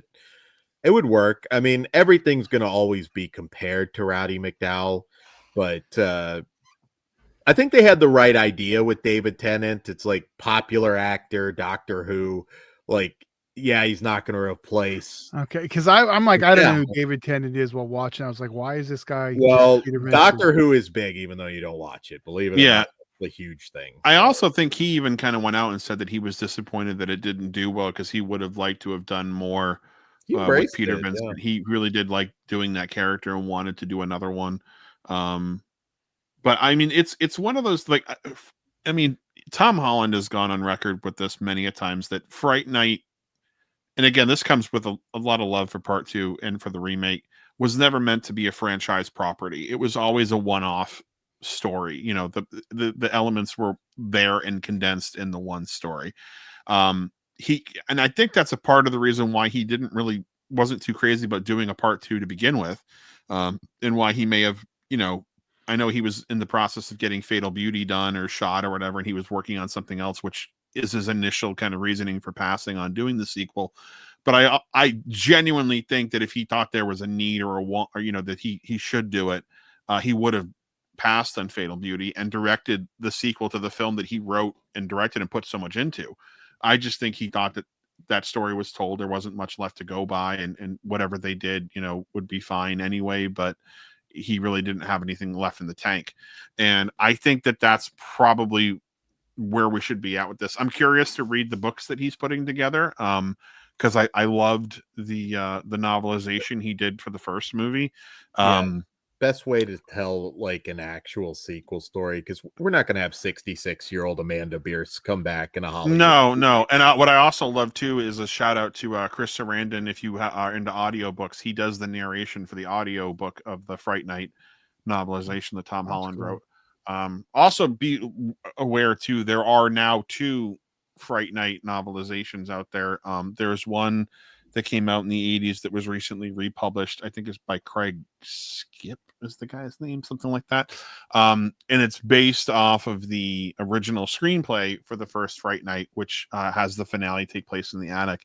And it's not a terrible book necessarily, but what that writer did, and this is something I think even Tom Holland kind of went out and said he really didn't appreciate that he did this to the story. He kind of punk rocked it up. Like there's a lot of F-bombs in that book. There's a lot of hard language in that book. And not that like Tom Holland or I think anyone was a prude, but you know, the Fright Night novelization from the 80s reads more like a Rob Zombie version of Fright Night than it does a novelization of that film. And I think that's always kind of been a point of contention. And one of the reasons why Tom Holland wanted to write his own version as a book. You know, because it is obviously a bit closer to the actual story and it expands on a lot of the characters and including Jerry. And you get more about him and his backstory and where he came from. And I think it's just a really well fleshed out, deeper dive into these characters with a familiarity to it that makes it, you know, worth reading. But I'm curious, and there's a comic book series too that I think is fine. Yeah. There was one in the 90s. There's one now that again follows the characters and is more of a sequel. And I think that's all in good fun. But I have to kind of echo that I think the only option now is to do another remake. And I'm not necessarily sure that anyone is itching for it. I think the original Fright Night itself is the property, like the money maker, so to speak. Like, I don't think the title is what it's not like Halloween. You know what I mean? It's not going to bring people in based on the title alone. I mean, I know that when we did our screening, we had people coming off the street seeing the original and they absolutely loved it.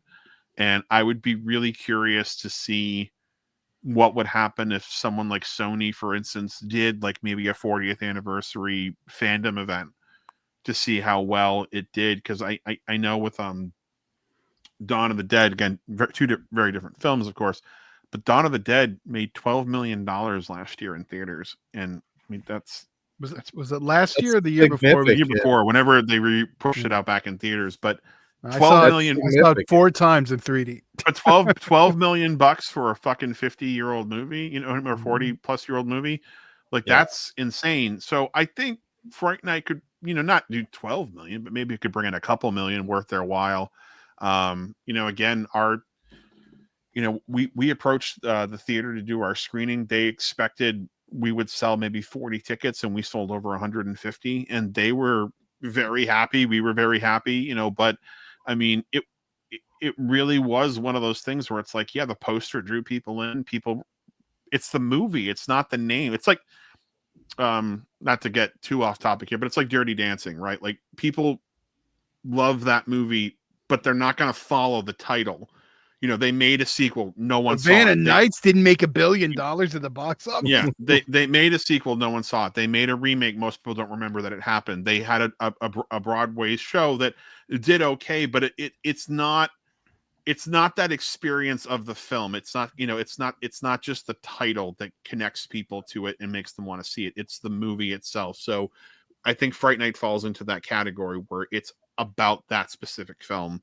And that's what brings people back to it and bring, you know, those characters, that writing, that direction. It's already all there. Anything else is just second in comparison to it. So as we've ranked this evening, you know, I mean, even the sequel, which I think is a great little movie, it doesn't hold a candle to the first film in that way. Like it's the first film is as near perfect as you can possibly get as far as I'm concerned. And I think it'd be hard for anyone to duplicate that now, period. I agree. Yeah, I agree. I definitely agree. Yeah, I assume we'll eventually get another remake. You will. will. This is one which, it's like, I agree. It's like, it's about that first film and it's everything that's come since hasn't, like, I mean, to be fair, the second one didn't get a true chance at shining. Part 2, the original sequel, didn't get a chance, but I mean, it's really that first one's the only one that's like done it and killed it. And look, I think if you release a lot of these old movies in theaters right now, like tonight, you might be shocked at the results. They have nothing to lose. Like how many? Like I moved the show because I had to see Purple Rain and Dolby on the big screen. I think the appetite is there. And again, I'm not just talking about smash hits. Like maybe take a shot with that little gem that caught on video that might make a little money for you. I'm surprised we don't see it more often, to be honest, because we see a lot of movies, you and I, Todd, and I think you would agree. Like there's certain things even that we like. A re-release of Fright Night will make 5 times as much, and you don't have to spend money because it's already paid. Yeah, it's not even that. Just do the one night showing on the big theater, and they'll fill up because see, they don't necessarily have to be wide. I think you give Fright Night a nationwide one night only screening, and because there's one screening in that they're going to be full screens. Maybe give it a weekend. I don't know. Give it a little. Well, but you get my point. Like you'll fill those up versus you'll have like 4 or 5 people if it's playing for a week, but you can like get them all crammed in like that. Yeah, I more and not necessarily Fathom events, but more just re-releases. I think it's you can't do anything but help the film. Yeah, maybe sell some festival passes too. Like do this weekend we're airing these. You can buy a ticket for all 3. The Romero trilogy, whatever. Like more gimmicks like that. I do think you can get people out to the theater to, like you said, Purple Rain. You were gonna see that theater. People standing up. It was like a concert. Yeah. Well, I think too, like people enjoy the nostalgia, and there's also an entire crowd that's grown up with Stranger Things that wants to experience that era in a way that other people experienced it, and that's in the theater. And I think that draws some folks into, especially the younger crowds.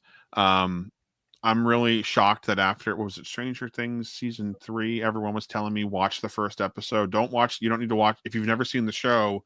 Just watch that first episode. You'll understand why. And the kids go to see a sneak preview screening of Day of the Dead, and I'm like, oh, that's why they wanted me to watch this. And then I was floored that like they weren't like, hey, let's put Day of the Dead back in theaters for a weekend, and like, because all the Stranger Things people are going to watch this and go, what's Day of the Dead? Oh, look, it's in theaters. We should go see it.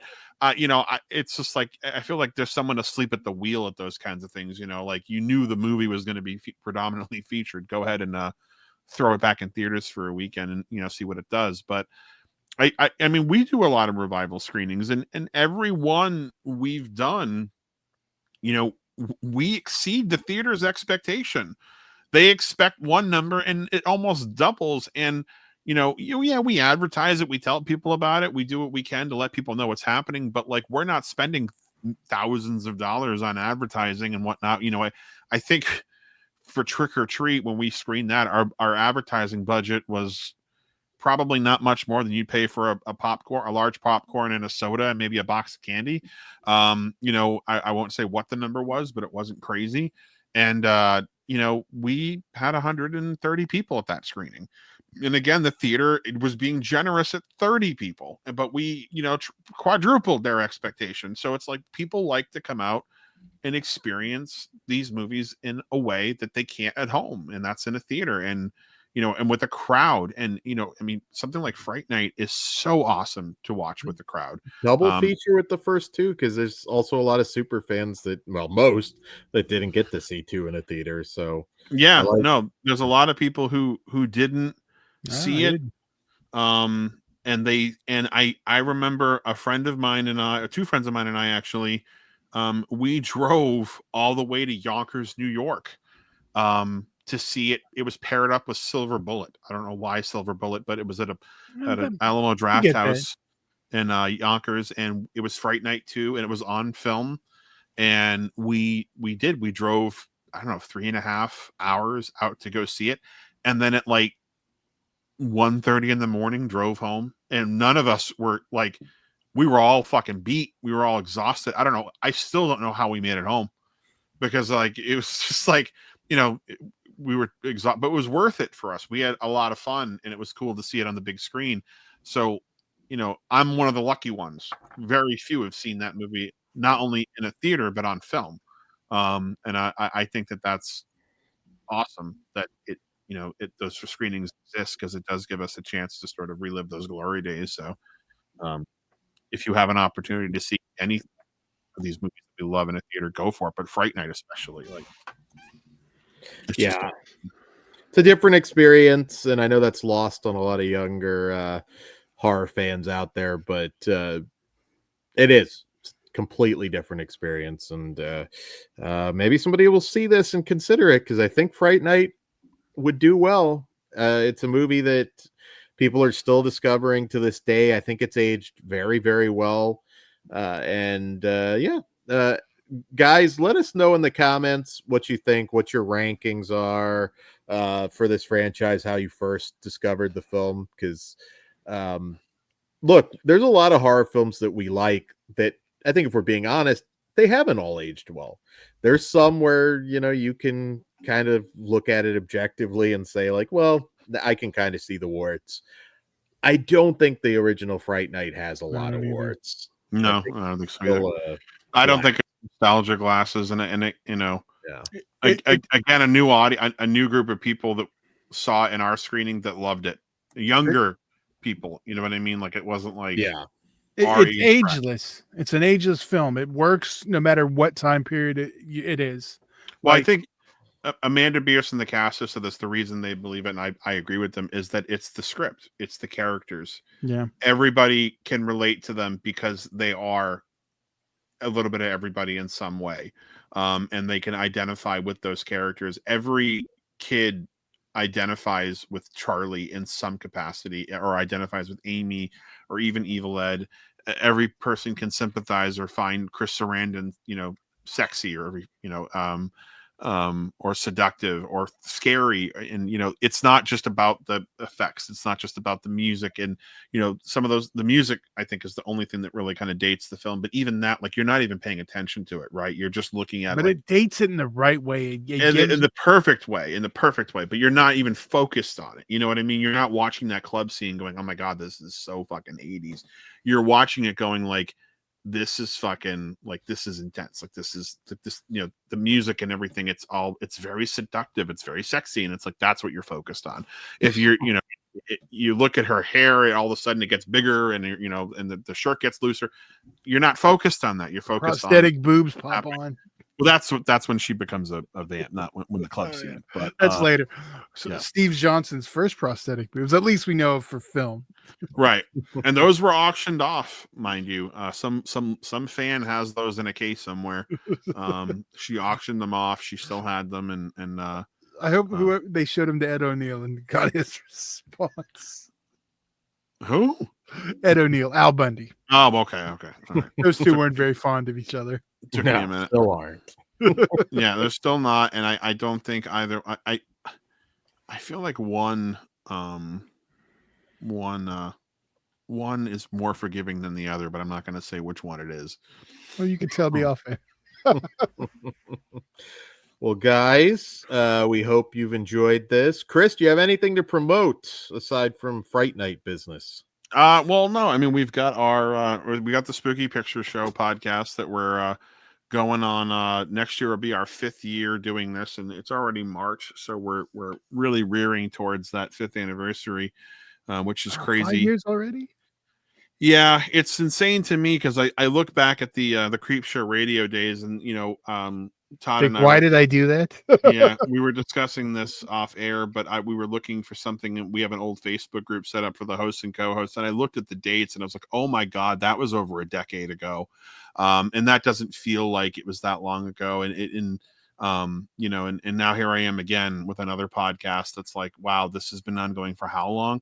And it really does fly by. But we've got a bunch of screenings coming up in the summer. If you're in the New England area, particularly in the Salem area, we're doing a Summer of Fear programming with Cinema Salem, where we are doing a bunch of 40th anniversary screenings. And nice. Fright Night is on vacation. That's a good one. Yeah, Fright Night is on the list, of ones we want to do, and it's going to be one of them that we do there. And we also have Return of the Living Dead planned, Day of the Dead's planned, Friday the 13th Part 5, Nightmare on Elm Street 2. Two of my favorites.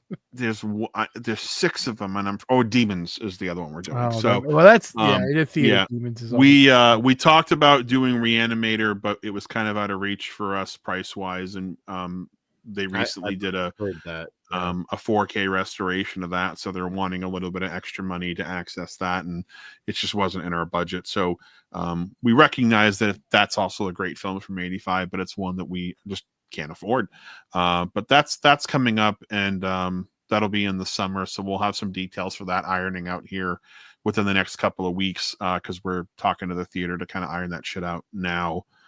So again, if you live in New England and you listen to this and you want to come check my podcast out and what we do, that's something we've got going on. But where are the Spooky Picture Show can be found on anywhere you listen to podcasts, Spotify, Apple.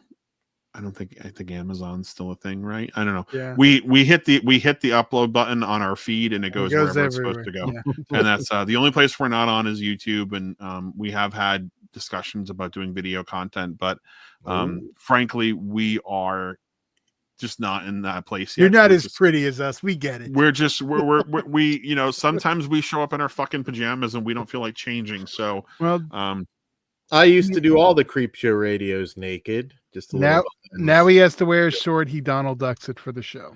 Yeah, well, I mean, Creep Show radio was thankfully over the phone. Winnie the Pooh. So yes, I know. Let's get out of here. So all right, guys, let us know what you think in the comments, and we will see you back here next time. Good night. Thank you. Good night. Money's on the dresser. Chris, now you say goodbye too. I already said goodbye. I know, but you're supposed to do it last. I don't want to. Okay. Todd's a pain in the ass about this. I am. Yeah, it's a circle. All right. Come on. Give us the off. line. No, give us the line. What line? The line. What line? What closes Fright Night? Welcome to Fright Night? For real? Like, what the fuck do you want me to say? So cool, Brewster. Come on. God, no, I'm not. No.